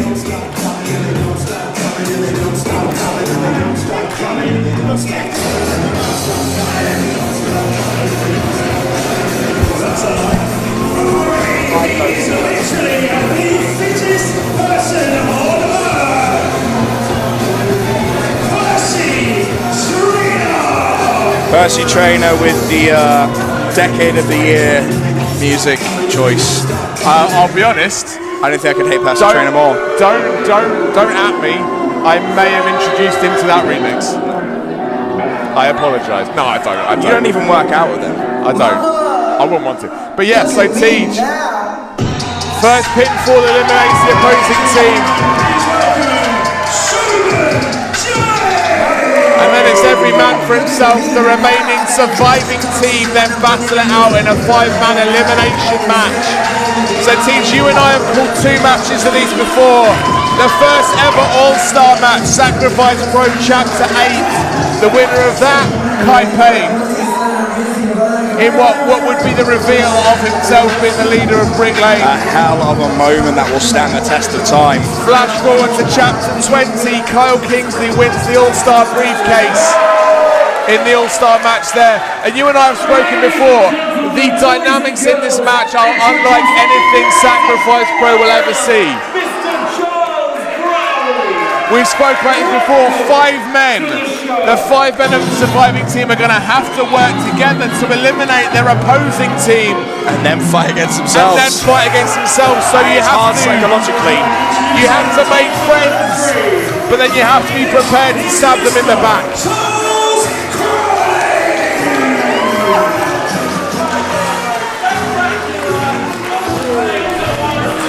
So far, all 10 men in this match have yet to compete in an All-Star match.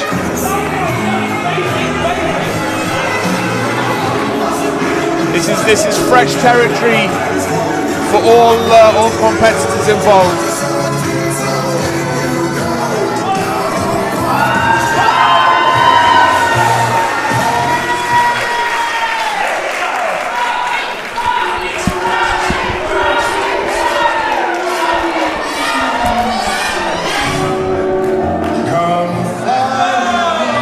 Making up his team.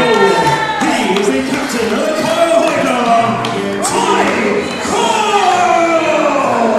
Fourth man in the first team. Minties, there are no captains, there are no team names. Essentially, it's five randomly drawn wrestlers.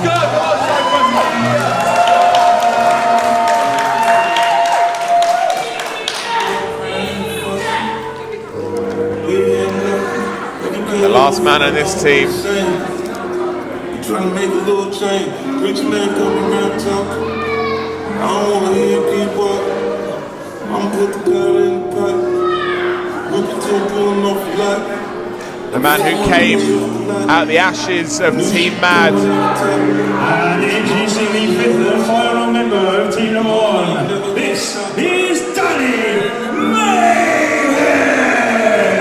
Danny Mayhem, the one with arguably the most success since breaking out of Team Mad. Well, I mean, yeah, ultimately he's the one that had the golden opportunity.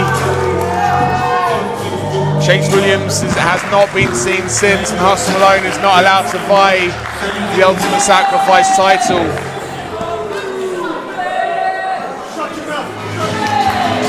But let's look at Team 2.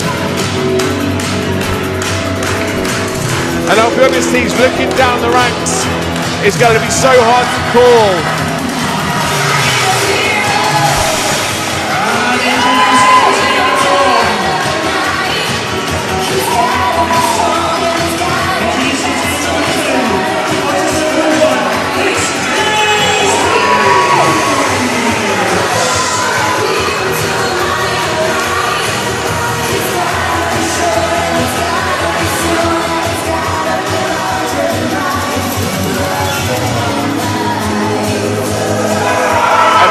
The first thing I want to say about Memes Team is he is across the ring from his tag team partner in Show Memes and Charles Crowley.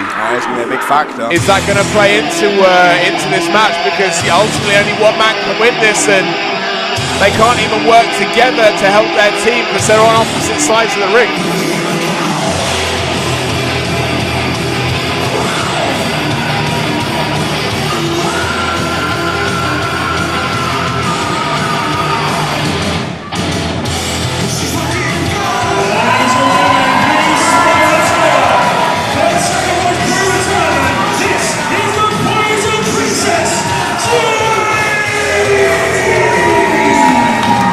Our next competitor, definitely no stranger to sacrifice, one of the cornerstones of this entire company,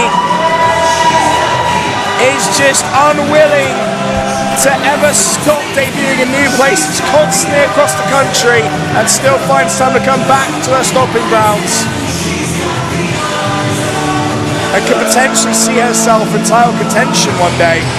2020 could be very bright for her, as it could be for any of these competitors. Well, this is it. I mean, the All-Star briefcase, while we have no idea what it could be. While Kingsley didn't get the opportunity to cash his in, Cy Gregory was given the opportunity. Ultimately, Cy Gregory has taken that briefcase.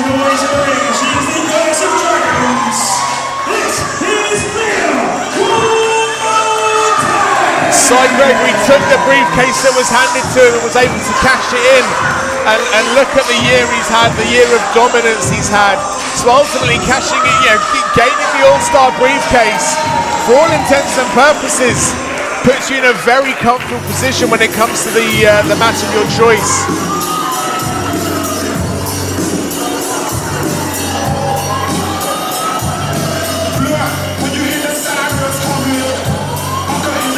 And filling in for Kent Nelson is Cobra.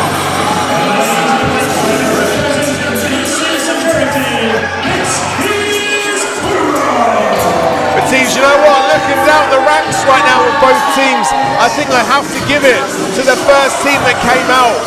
I know it's too early to call with the owner advantage. Ask me why. Why? Tommy Kyle, former UBW Tag Team Champion. Shogun Jayde, former Saints of Sacrifice Tag Team Champion. Charles Crowley, former UBW Tag Team Champion. Percy Trainer, former UBW Tag Team Champion. Danny Mayhem, former Saints of Sacrifice Champion. He meant to say heavyweight, but sure. Who? Percy Trainer. He's a former tag champ as well. But I think heavyweight would overdo that. As far as I think but regardless, 5 tag team specialists. You say that right as Garner comes out. How appropriate.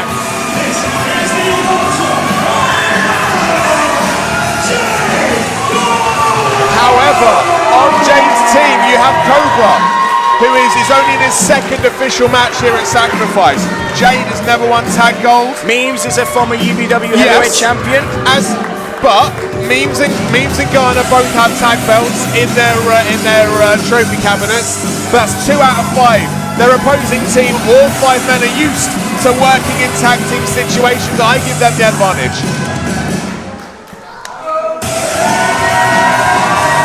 Well, I'm curious to see how this is going to go.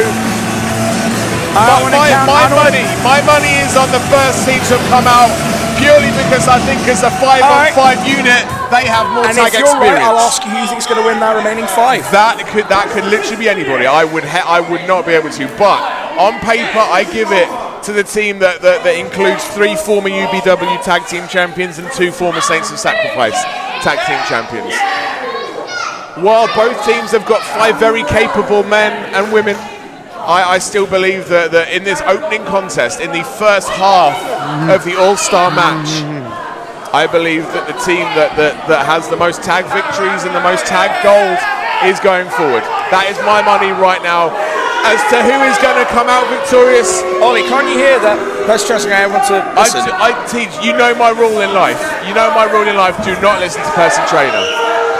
Is that because he'll ruin it? He will ruin my life, and I will, just like he ruined his own. As soon as I'm the only capable I never heard about that. team, all of you get out. I will win this for us. Referee now trying to put some control in. Cobra just staring a hole. Yeah, that is Percy Trainer. I do not envy whoever it was. I don't envy Percy Trainer in any way, but he is going toe to toe, face to face with Cobra, and that is not a situation I would want to be in.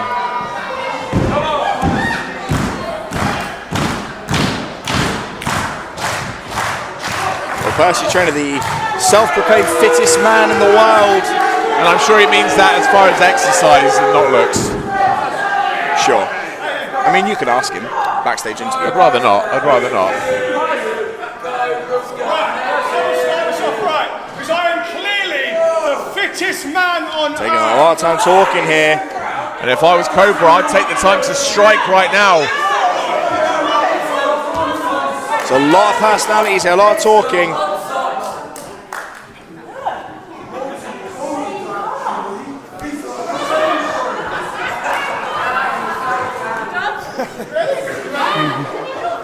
We're just not going to talk about that. That's not, we won't talk about that ever again. It happened, it didn't happen. It didn't happen. It's part of canon, but we will not talk about it. Just like that fishing trip. Oh, wait a second. Cobra taking advantage. Taking Percy Trainer into the corner. Liver shot, another liver shot. Just rapid fire from Cobra. He's looking to make his mark right now. Unsuccessful in the Championship Challenge Series as part of DC Security. Big corner splash. Gets him up. Snake eyes for Percy Trainer. Oh, it's almost like a flying headbutt. And remember, folks, the first team to get a victory eliminates their combatants across the ring from them. Here in Tommy Carr, winner of District Warfare. Huge arm drag and a second. One of those stand-up members this year. Monkey flip from Mia Cortez. Tag made in comes Crowley. Oh, this UBW heavyweight champion. We spoke about this, Teej. Yeah, and these two have been former champions. Former tag champs together. And let me comment, of all people, Memes will have seen this before. Do one. Oh! Oh! The fist. Memes found the punch in the hat that time. Crowley going for some misdirection, but Memes saw him coming. Oh!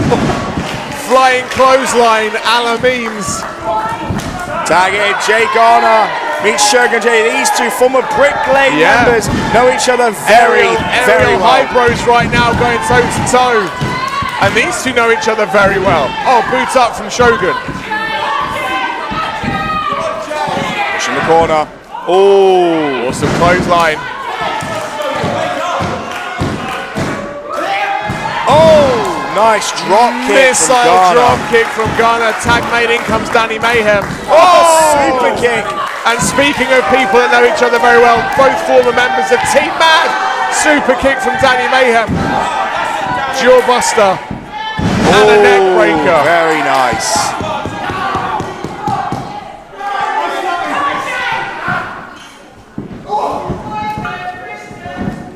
Goes up. Oh, head scissors takeover from Jayde.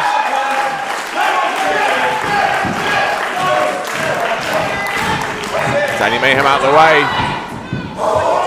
Caught him. Sternum into the turnbuckles.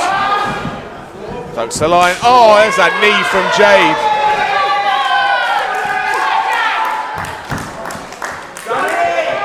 Oh, nice knee. Oh my goodness. 1, 2. Oh.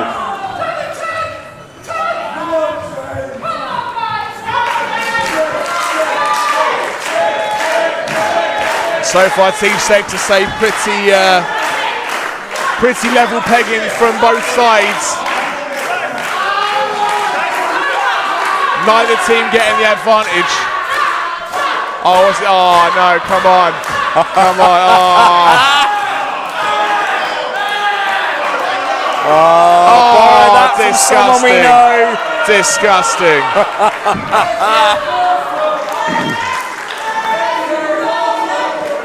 Oh, Tommy Cole's seen enough. Grabs her. Trying to go with that leg sweep. Garner. Oh, wait. Garner coming in.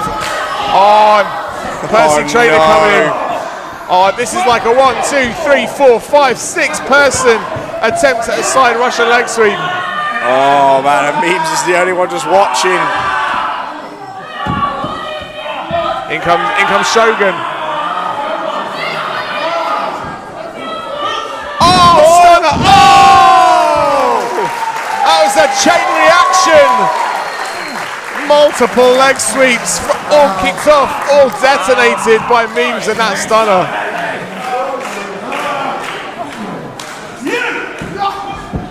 Tries to go for Danny Mayhem.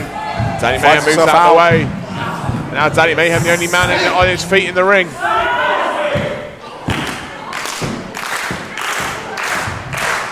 You can see now a throng of people on the outside. Oh, Danny Mayhem, suicide dive from Danny Mayhem. Oh, we know Mia Cortez can fly. Mia's up.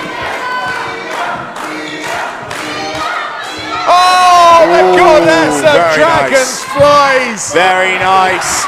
But you can't talk about flying without the man known as the Vulture of Valor. And everyone's up. Garner up. Oh, moonsault! And he lands on it. Are you kidding me?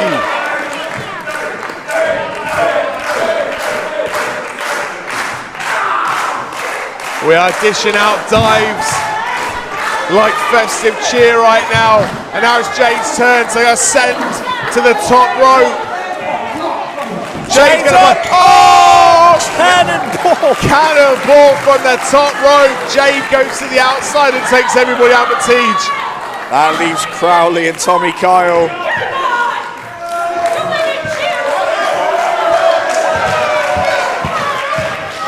And now almost everyone to the outside. Crowley in. It's Kyle. Oh! Tope con hilo from Crowley and from Tommy Kyle. On. Head first into that steel post. Couldn't see who that was, but that was a body flying there. I think that was Tommy Kyle.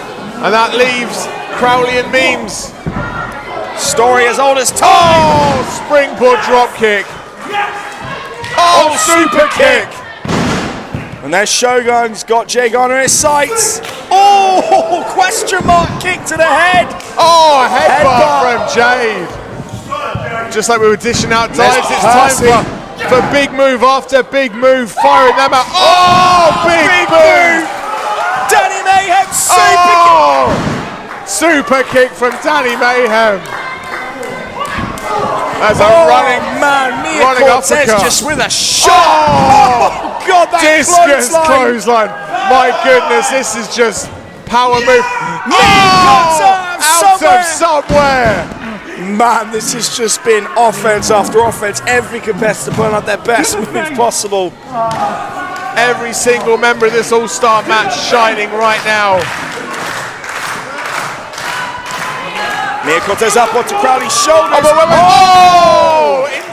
Into the Hurricane Rana. Mia's going to take advantage. He sees Crowley. Blocks the punch. Oh. Got him ripcord. Pulls him round. Oh, ripcord elbow. Tag made in comes Percy Trainer. Hasn't seen the tag yet. Oh, spectacular spear. But of course, Crowley didn't even see the tag. And Percy Trainer looking to steal it. 1, 2, 3. And that's it. Memes team has been eliminated. And Percy Trainer is just beside himself for joy. Jayde, Cortez, Memes, Cobra, and Garner have been eliminated. So that means now it is a 5-way dance between Tommy Kyle, Shogun Jay, Charles Crowley, Percy Trainer, and Danny Mayhem. One of them will walk away with that cash-in briefcase. Did I not tell you that the team with the most tag experience would win? Tell me now, who's going to win? Honestly, you're the mastermind. No, you're the mastermind. Well, yeah, but teams, that was a 50-50. That was a 50-50. I want an answer. I'm gonna say Tommy. No, it's hard, isn't it? It's so hard being right all the time, isn't it, Ollie? I'm not saying I'm trying to be right all the time, but all I was saying was that this team right here had the most tag experience, and that right there was a tag match. Percy Trainer in his sights. This will be about as predictable as a Hateful Eight, if you ask me. Short German from Shogun. Oh, super kick the chin from Danny Mayhem, and now Crowley ascends. They can't switch off for a moment. Flying cross body. Beautiful. Tommy Kyle straight in. Goes after Crowley, ducks both lines. Drop kick from Tommy Kyle. And this is the thing, these 5 men who have just been forced to work together. Percy Trainer. Side effect. These 5 men who have just been forced to work together now have to go to war. And it is last man standing. He's got to be quick. Elbow drop. Goes for the pin. 1, 2. Kick out from Tommy Kyle. Kick out. Of course, folks, we must remind you, it is not a 1 pinfall decides all, it is elimination. Percy getting him up. Pushes him off. Oh my shot God. To the back of the head. Brutal from Tommy Kyle. What's he going for now? He's warming up the engines, he's hitting the runway. Oh boy. Tommy Kyle. Spring club, wow! Catches Percy Trainer. 1, 2, 3. Percy Trainer's eliminated. Percy Trainer has been eliminated.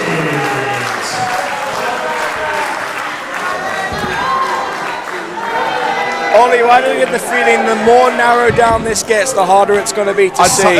Exactly. That was my point. Saying that, Tommy Kyle has proven experience in multi-man elimination matches when you look at the district qualifier for the cruiserweights. Oh, standing moonsault. So it could be a safe bet to say that Tommy Kyle's the favourite. However, Charles Crowley, current UBW British heavyweight champion. You could argue he's riding momentum. Yeah. Danny Mayhem had the most success coming out of the team and split the schism. And between him and Shogun Jayde, they headlined Sacrifice Pro Chapter 1. So they have most experience in a Sacrifice ring. It's hard to call. It really is. Oh, we're looking for a carousel kick from Crowley. Kyle bounces back though. Rebound lariat. Adrenaline flowing through the veins of Crowley. And from Tommy Carr. Springs up. All the way. Caught him, Crowley caught him. Oh my goodness. 1, 2, 3. There goes Tommy Kyle. Tommy Kyle has been eliminated. So Tej, if you want my prediction, it's definitely going to be one of these 3 men. On dark carousel later, and Tommy Kyle's gone. He's calling on Shogun to step right up. Remember that spectacular spear runs to the knee. Caught with the knee. Super kick from Danny Mayhem. Denied by Danny Mayhem. Bitches whisper. 1, 2, 3. And there goes Crowley. So Tej. It is between Danny Mayhem and Shogun Jayde. Who will get the Sacrifice cash-in briefcase? The All-Star briefcase will be going to one of these 2 men. They were there. Missed it. Blocked. Kicked him away. Spinning back elbow. Calls for the brainbuster. It never works, so Danny Mayhem lands on his feet. That was what happens when you telegraph it. Super kick right between the shoulder blades. That was nasty. Bitches whisper! Spiked him as well.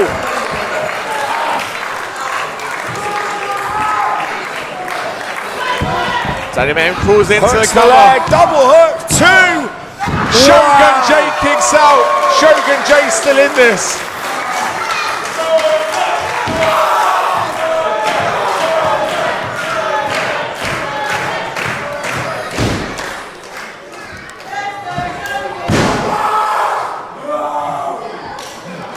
Says it's over. Lining him up for that super kick again. If this connects, it could be lights out for Shogun. He's not going down. He's asking for another one. Shogun Jayde defiant in the face of these super kicks right now. Oh man, lines him up still and finally falls forward. Shogun Jayde is out. Shogun Jayde is unconscious right now. He's just picking him up. Jelly legs. Yeah. Roundhouse kick! Where is Shogun getting this from?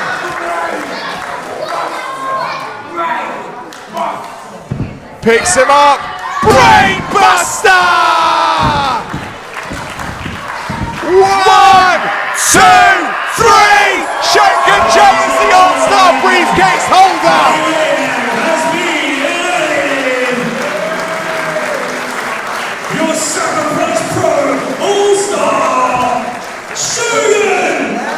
The John Wick of Sacrifice Pro has just established himself as the must-watch man.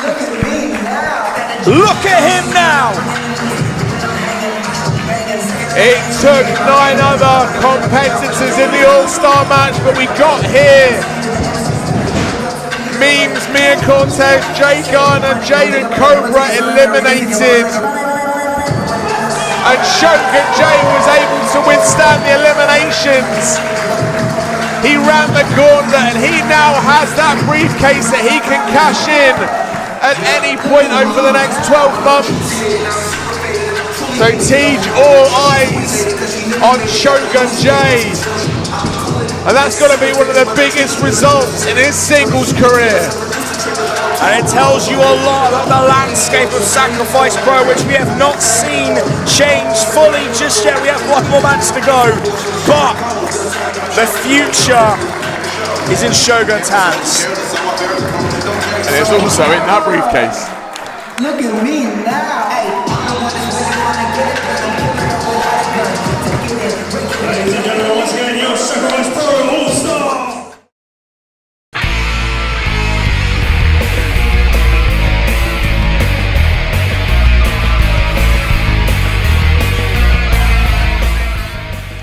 So Ollie, after 29 shows at Cedars Upper School, spanning back nearly 3 years, we say goodbye to this venue and we say goodbye to their decade with one final title match. And right there is the #1 contender and the man that we have been hoping and waiting to see.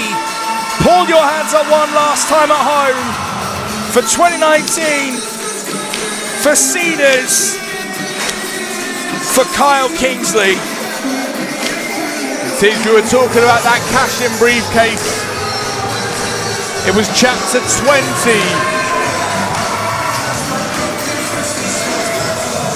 Kyle Kingsley gained that briefcase.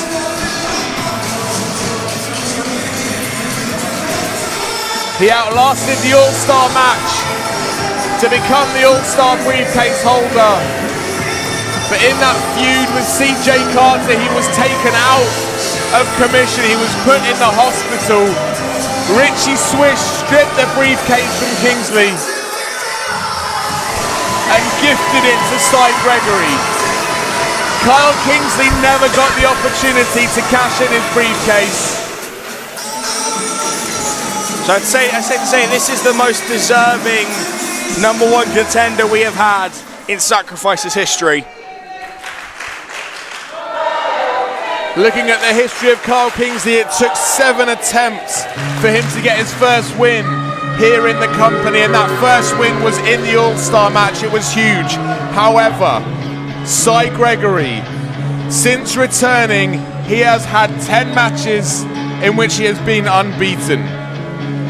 Ashley Dunn, Alex Cupid, Tim Lee, Jacob Daniels, Alexander Hyde, Chase Williams, the whole District Warfare match, Nathan Byrne, Joey Sanchez. The list here is incredible, but then you look elsewhere. You look elsewhere around the country since his return. Jack Jester, T-Bone, Will Cruz, Roy Johnson, Rene Dupree, Rob Sharp, James Mason, and that is just the tip of the iceberg. When Cy Gregory says he does not lose, he means it. He does not lose. And we must caution you to mention that is not hyperbole. He has not lost anywhere since he returned. Cy Gregory was a force to be reckoned with before his exile, his self-imposed exile, might I add. And when he came back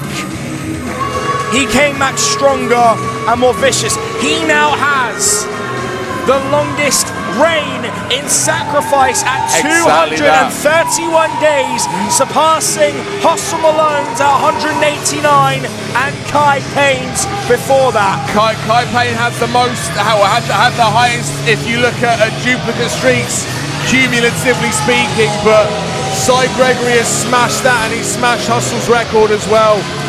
But folks, let's put this into perspective. Can you remember what you were doing on the 6th of May 2018? Can you think how long ago that seems? That was when Cy Gregory returned to Sacrifice Pro. With a chair to Ashley Dunn. And since then, he has been unbeaten. TJ, I can barely remember what I was doing last week, but that is over a year and a half of sheer dominance.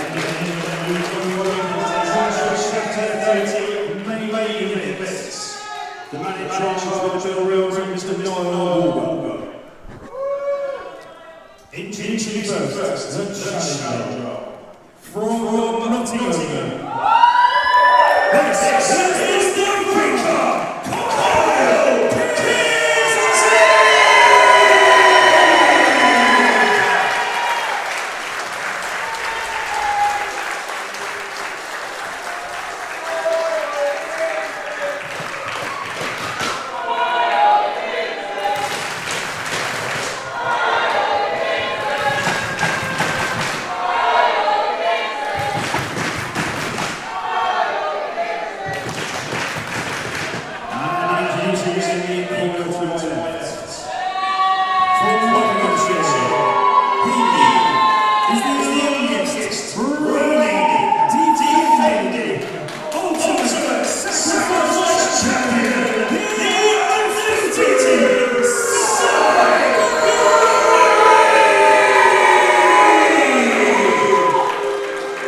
Crowley, when you talk about undefeated streaks, I'm just going to make an allusion here to mixed martial arts. You talk about unbeaten, how rare it is in any sport, anything we do. Current undefeated streaks are so unheard of. The one that comes to mind right now is current UFC middleweight champion Israel Adesanya, who is one of the greatest mixed martial artists. We think of the greats when we think of unbeaten. And how can you not think, regardless of his behavior, regardless of his attitude, how can you not think that Cy Gregory is not one of the greatest? Oh, he is. It is a proven fact right now. Cy Gregory comes into this match with a record in sacrifice, 10 wins, unheard of. No losses. Unheard of. It will not be replicated for a very long time, if ever. This match. Kyle Kingsley, on the other hand, 7 wins with 10 losses. Right, that is a huge difference. Of course, Kyle Kingsley making his debut at Sacrifice just over 2.5 years ago against Damon Mosa, and since then he has become a figure you want to just get behind, a lovable person who works so hard. If you saw on his Facebook page recently, he put up a training montage video to show how hard he's been working, to show the effort he's been putting into this. You know what? It's been all for this. It has been all focused on Cy Gregory. This match is everything. And not only that, it's Kyle Kingsley's 100th match of the year. He has been training for this. This is the biggest match Sacrifice has ever put on.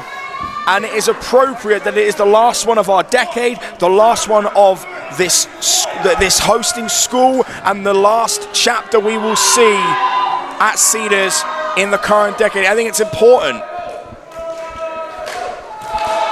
And Teach, when you look at the months and months of hardships, of heartbreak, trials and tribulations that Kyle Kingsley has had to overcome, whether it was being put in hospital from CJ Carter, whether it was Richie Swish trying to scup him at every opportunity, or whether it's been Cy Gregory jumping in from behind after his matches, this is what it's been all building to.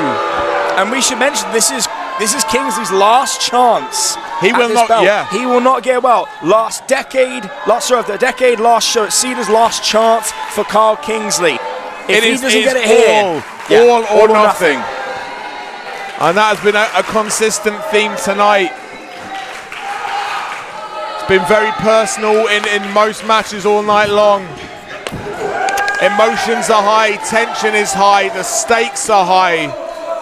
This is a feeling out process here. This is not going to be a quick affair. Well, because neither man wants to make a mistake. I mean, the experience between both these men, over 3 decades of experience between them inside the ring. And not to mention, you got to look at the people that these two have faced and have been trained by as well. Cy Gregory is known for the pedigree of wrestling he has received, and it has carried him to success in so many places. See what I say right now, the look on Cy Gregory's face, I think he's realizing. I mean, it's been so long since these two men have faced on an even keel, on a level playing field. No jump attacks, no post-match beatdowns. And Cy Gregory, I think, has just realized Kyle Kingsley is not going to be a pushover today. Dares him to hit him. Picks him up, going for the cut above early on. Trying to go for it quick. But he has not got Kingsley suitably Kingsley going for the backbreaker quickly. Going for that slot. Yeah, there you go, that feeling out process. It's underway. And says just that close. You are that close to having your back broken and losing your belt.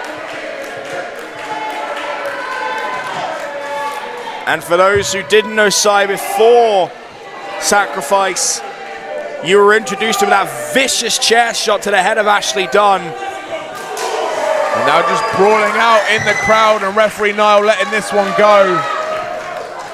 I think leniency is important here with a match like this. Straight into the wall. Into the wall. But one thing Cy Gregory has said, everyone is rooting for Kyle Kingsley right now. And Cy Gregory said, look, we've done this before with Alexander Hyde. You were all rooting for him, and I destroyed Alexander Hyde. And that was, at the time, the biggest test of Cy Gregory's career. He overcame that. Whereas right now, as far as Cy Gregory's concerned, this is going to be no different.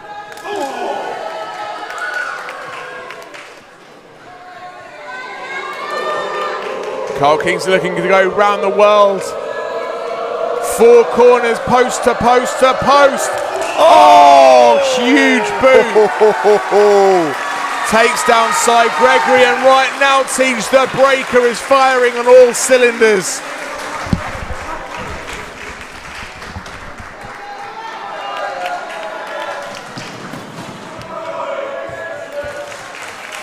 He wants it back in the ring. He wants to make sure this is a clean-cut victory if he's going to get one.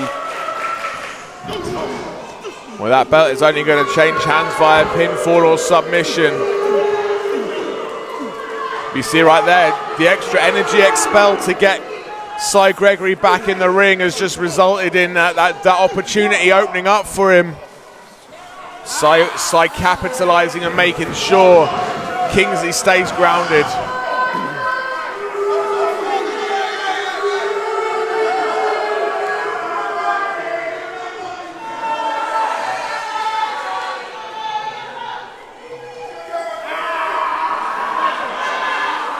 Now pulling at the nose, the facial features.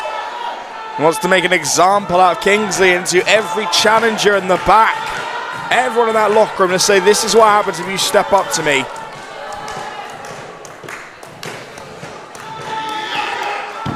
Throws him into the corner.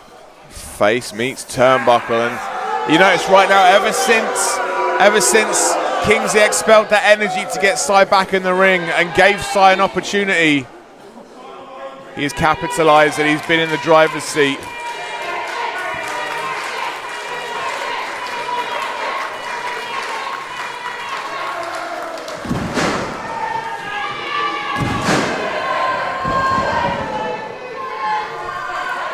And both men trading strong shots here. And it's Sai, unsurprisingly, taking the early advantage of that power, but you cannot count out Kingsley.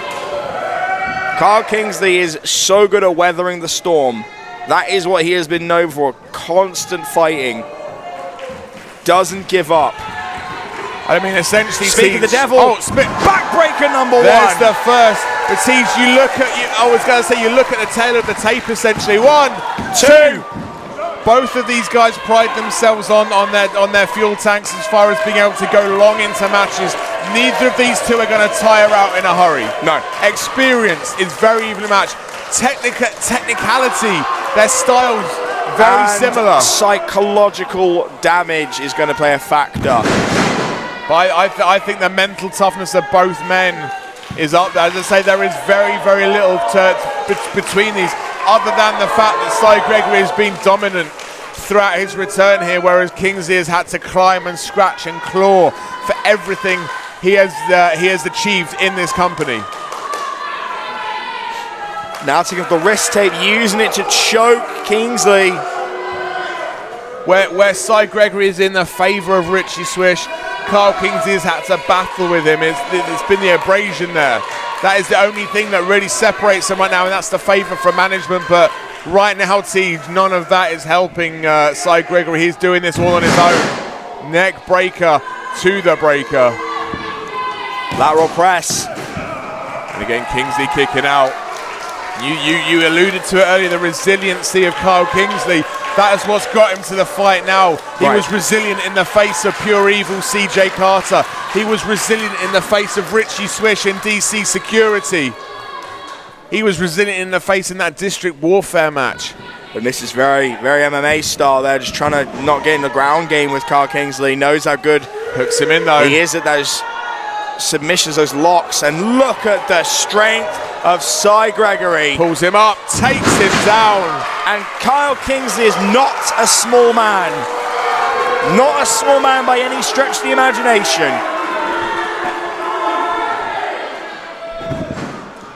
Another lateral press. Did not hit the leg, and I think that's playing a factor here.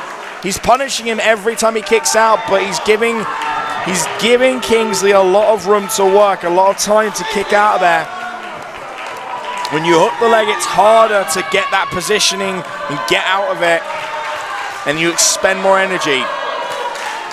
But now he's just happy to wilt away. This is it. Well, he knows that Carl Kingsley's cardio is up there. He knows how hard he's been working. So trying to wear down the breaker right now. locked in that rear chin lock. And Cy Gregory is in control. He is confident. He is riding a high wave right now. He's saying to us, looking us directly in the eyes and saying it's over. And you see that arm fading. Oh, and this thing's someone Kingsley, with the... Kingsley. We always talk about the thighs of Cy Gregory. Hang on. If the hand goes down a third time, well, that's it. Oh, just caught it. And the strength. How many people do you know that could turn someone's lights out with a rear chin lock? That is the size of Cy Gregory. His biceps, his arms, he is just a fighting machine. He is genetically gifted to excel within that ring. He's been that way since he was just a boy, and he's honed those skills as a grown man. But Kingsley might be finding his second wind.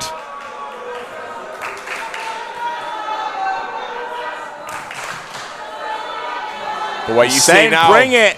Like boy. He's seen a ghost, and now both men firing back and forth, left and right, trading bombs. Pushes him off. Big kick. And Cy is in the corner. European uppercut from the breaker. And there's the side elbow. Another shot right to the skull. Half Nelson employed. Goes in for that backbreaker number 2. And teams, you and I both know the rib injuries that Cy Gregory has endured.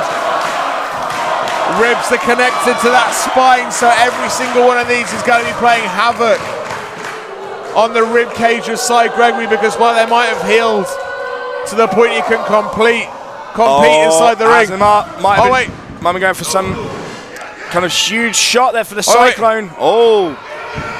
Pedigree! Oh my goodness! Wow! One, leg 2! Kick out to 2 from Kyle Kingsley! That wasn't just a pedigree, he twisted his head as he went down. Nasty from Cy Gregory.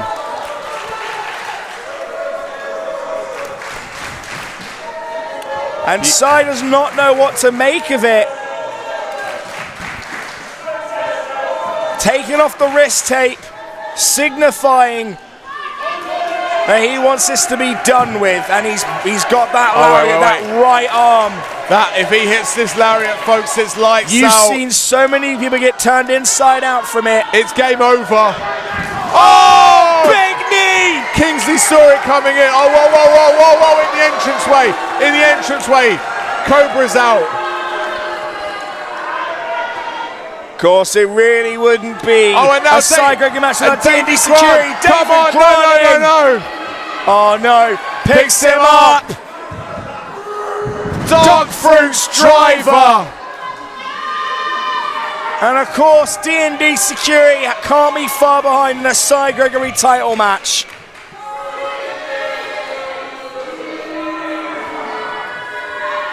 DC security running wild right now. They think they've done their job.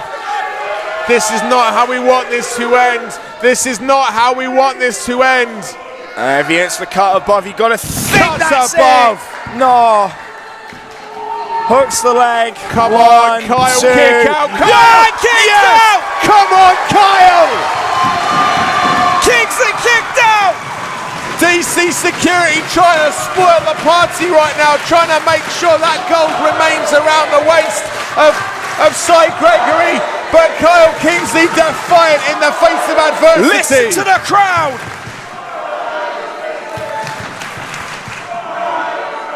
And Cy Gregory cannot believe it.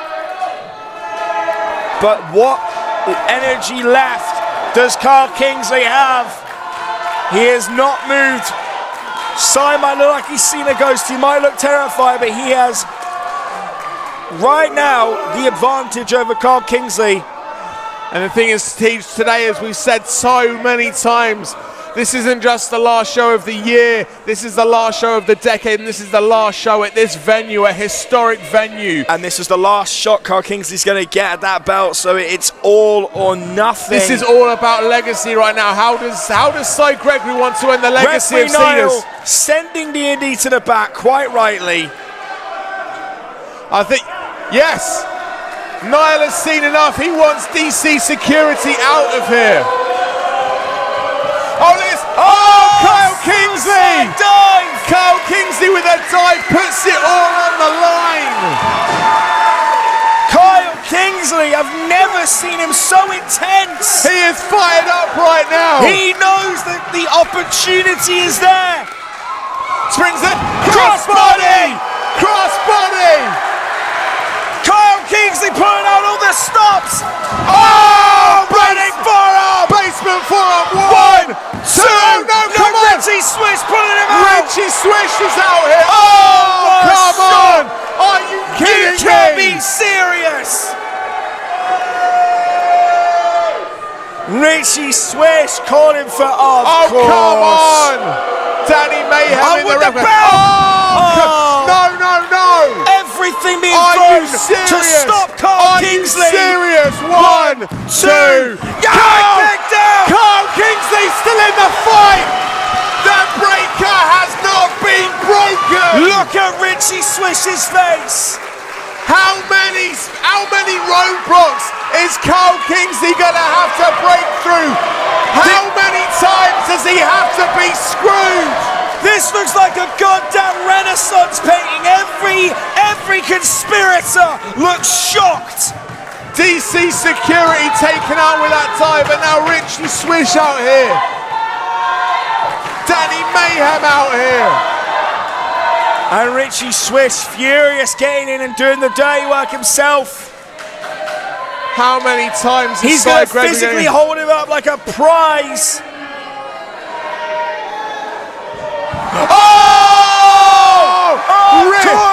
Richie Swish taken out. Danny Mayhem taken out. Oh my God, he's lined him up for the shot. He's saying turn around side. Picks him up. Your future. Backbreaker. 1, 2, 3. So close. So close. That is the closest anyone has ever came to ending the streak of Cy Gregory. Listen to the sacrifice faithful.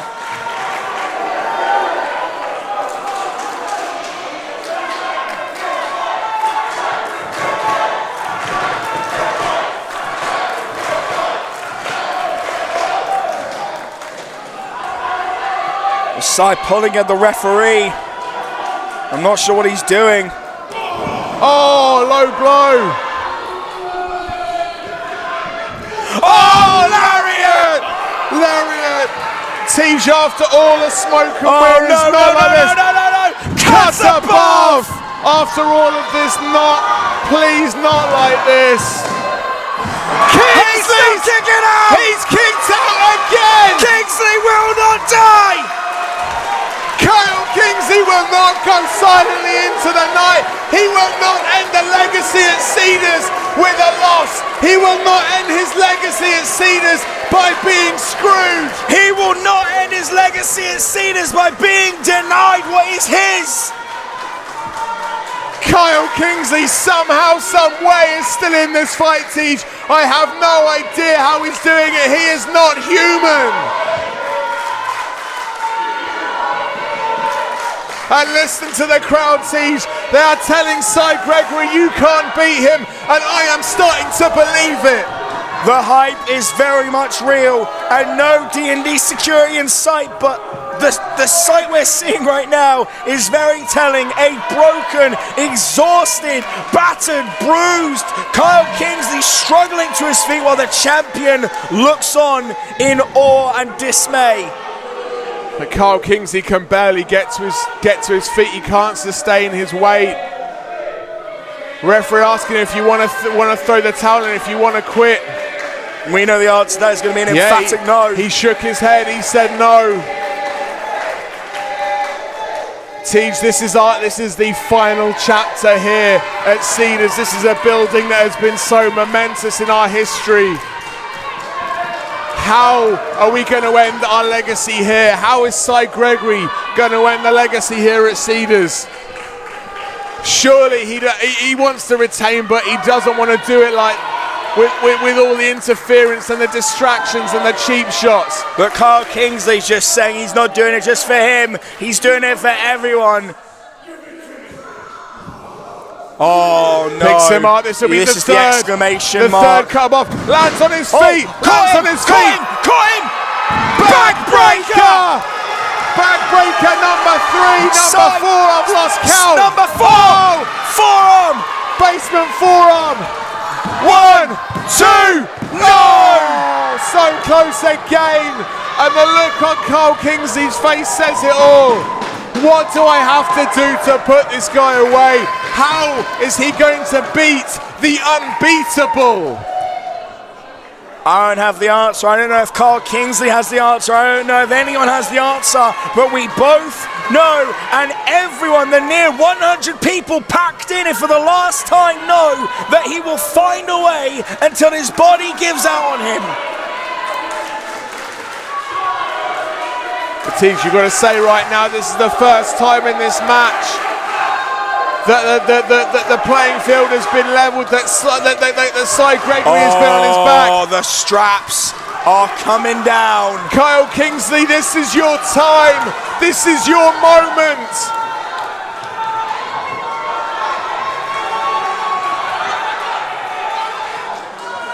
Cy Gregory laying prone on the mat. This is the most vulnerable the champ has looked. And Cy Gregory has to capitalise right now. This is the opportunity. It's amazing what a couple of moments can do. It was just a few minutes ago, there was the reverse of this situation. But oh, no, he's picked him up.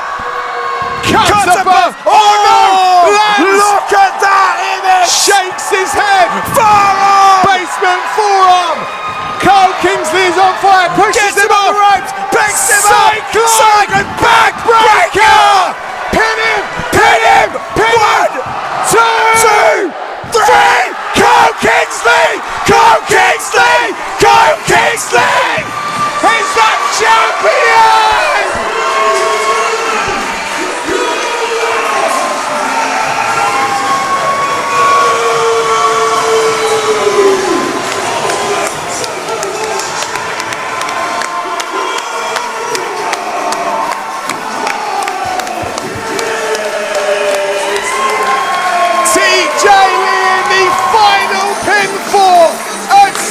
Upper School, the place that has been iconic in the sacrifice history. We close this with the ultimate redemption and the new ultimate sacrifice champion in Kyle Kingsley. The story you should take away from this is that you may start your journey here and you may flounder to begin with. You may struggle at every obstacle put in your way. You may be put down. You may be beaten. But if you try your hardest, if you put everything into this, you will stand where that man stands as the ultimate sacrifice champion, Kyle goddamn Kingsley.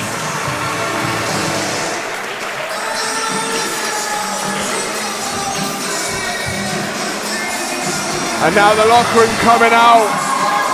You look at all the bodies that have been beaten down. All the performers that have felt the wrath of Richie Swish. Cy Gregory's incredible unbeaten streak is over. I don't know what this means for Cy Gregory. And goddamn, if we weren't on broadcast, I'd go over there and join them, but we will enjoy it from right here in the best seats in the house. And we, I think I speak for both of us, are privileged to have called this moment.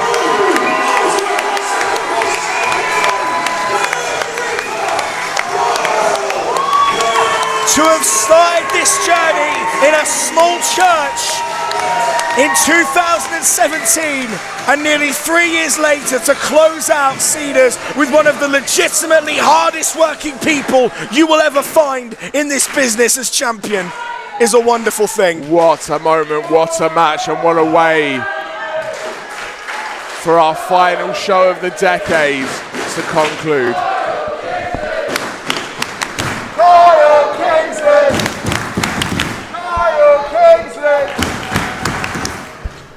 I've got to hand it to you.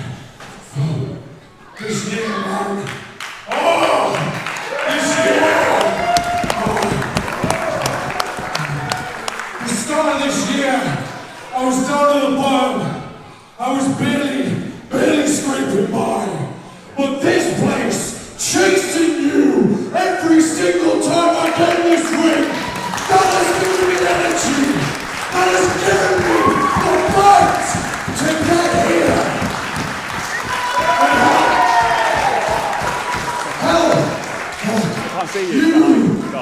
You've ringed over here with an iron fist, but I respect you, because every damn time you step in this ring, you bring the world and everything in it. And that's why it's not just me in this ring, it's you, me, we make magic.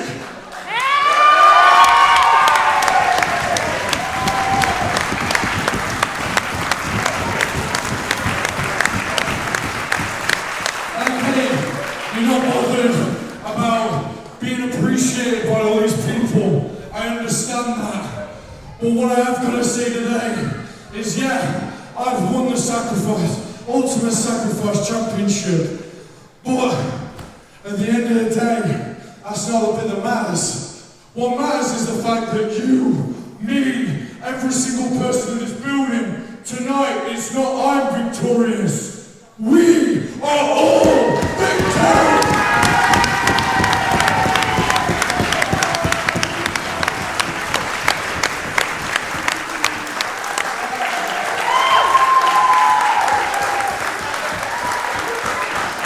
A show of respect from the former champion, a passing of the torch.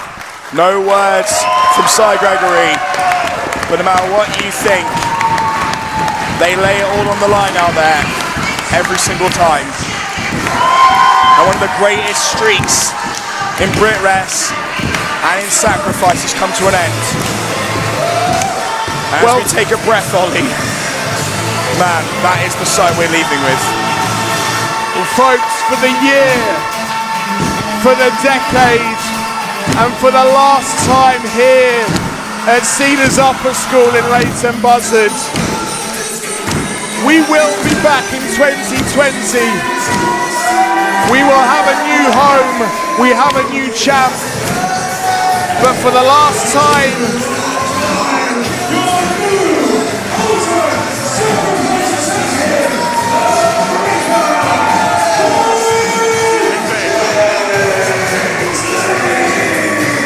for the last time in 2019, for the last time in this decade, and for the last time at Cedars Upper School, I have been the Mastermind Ollie Spring. I have been TJ Lee.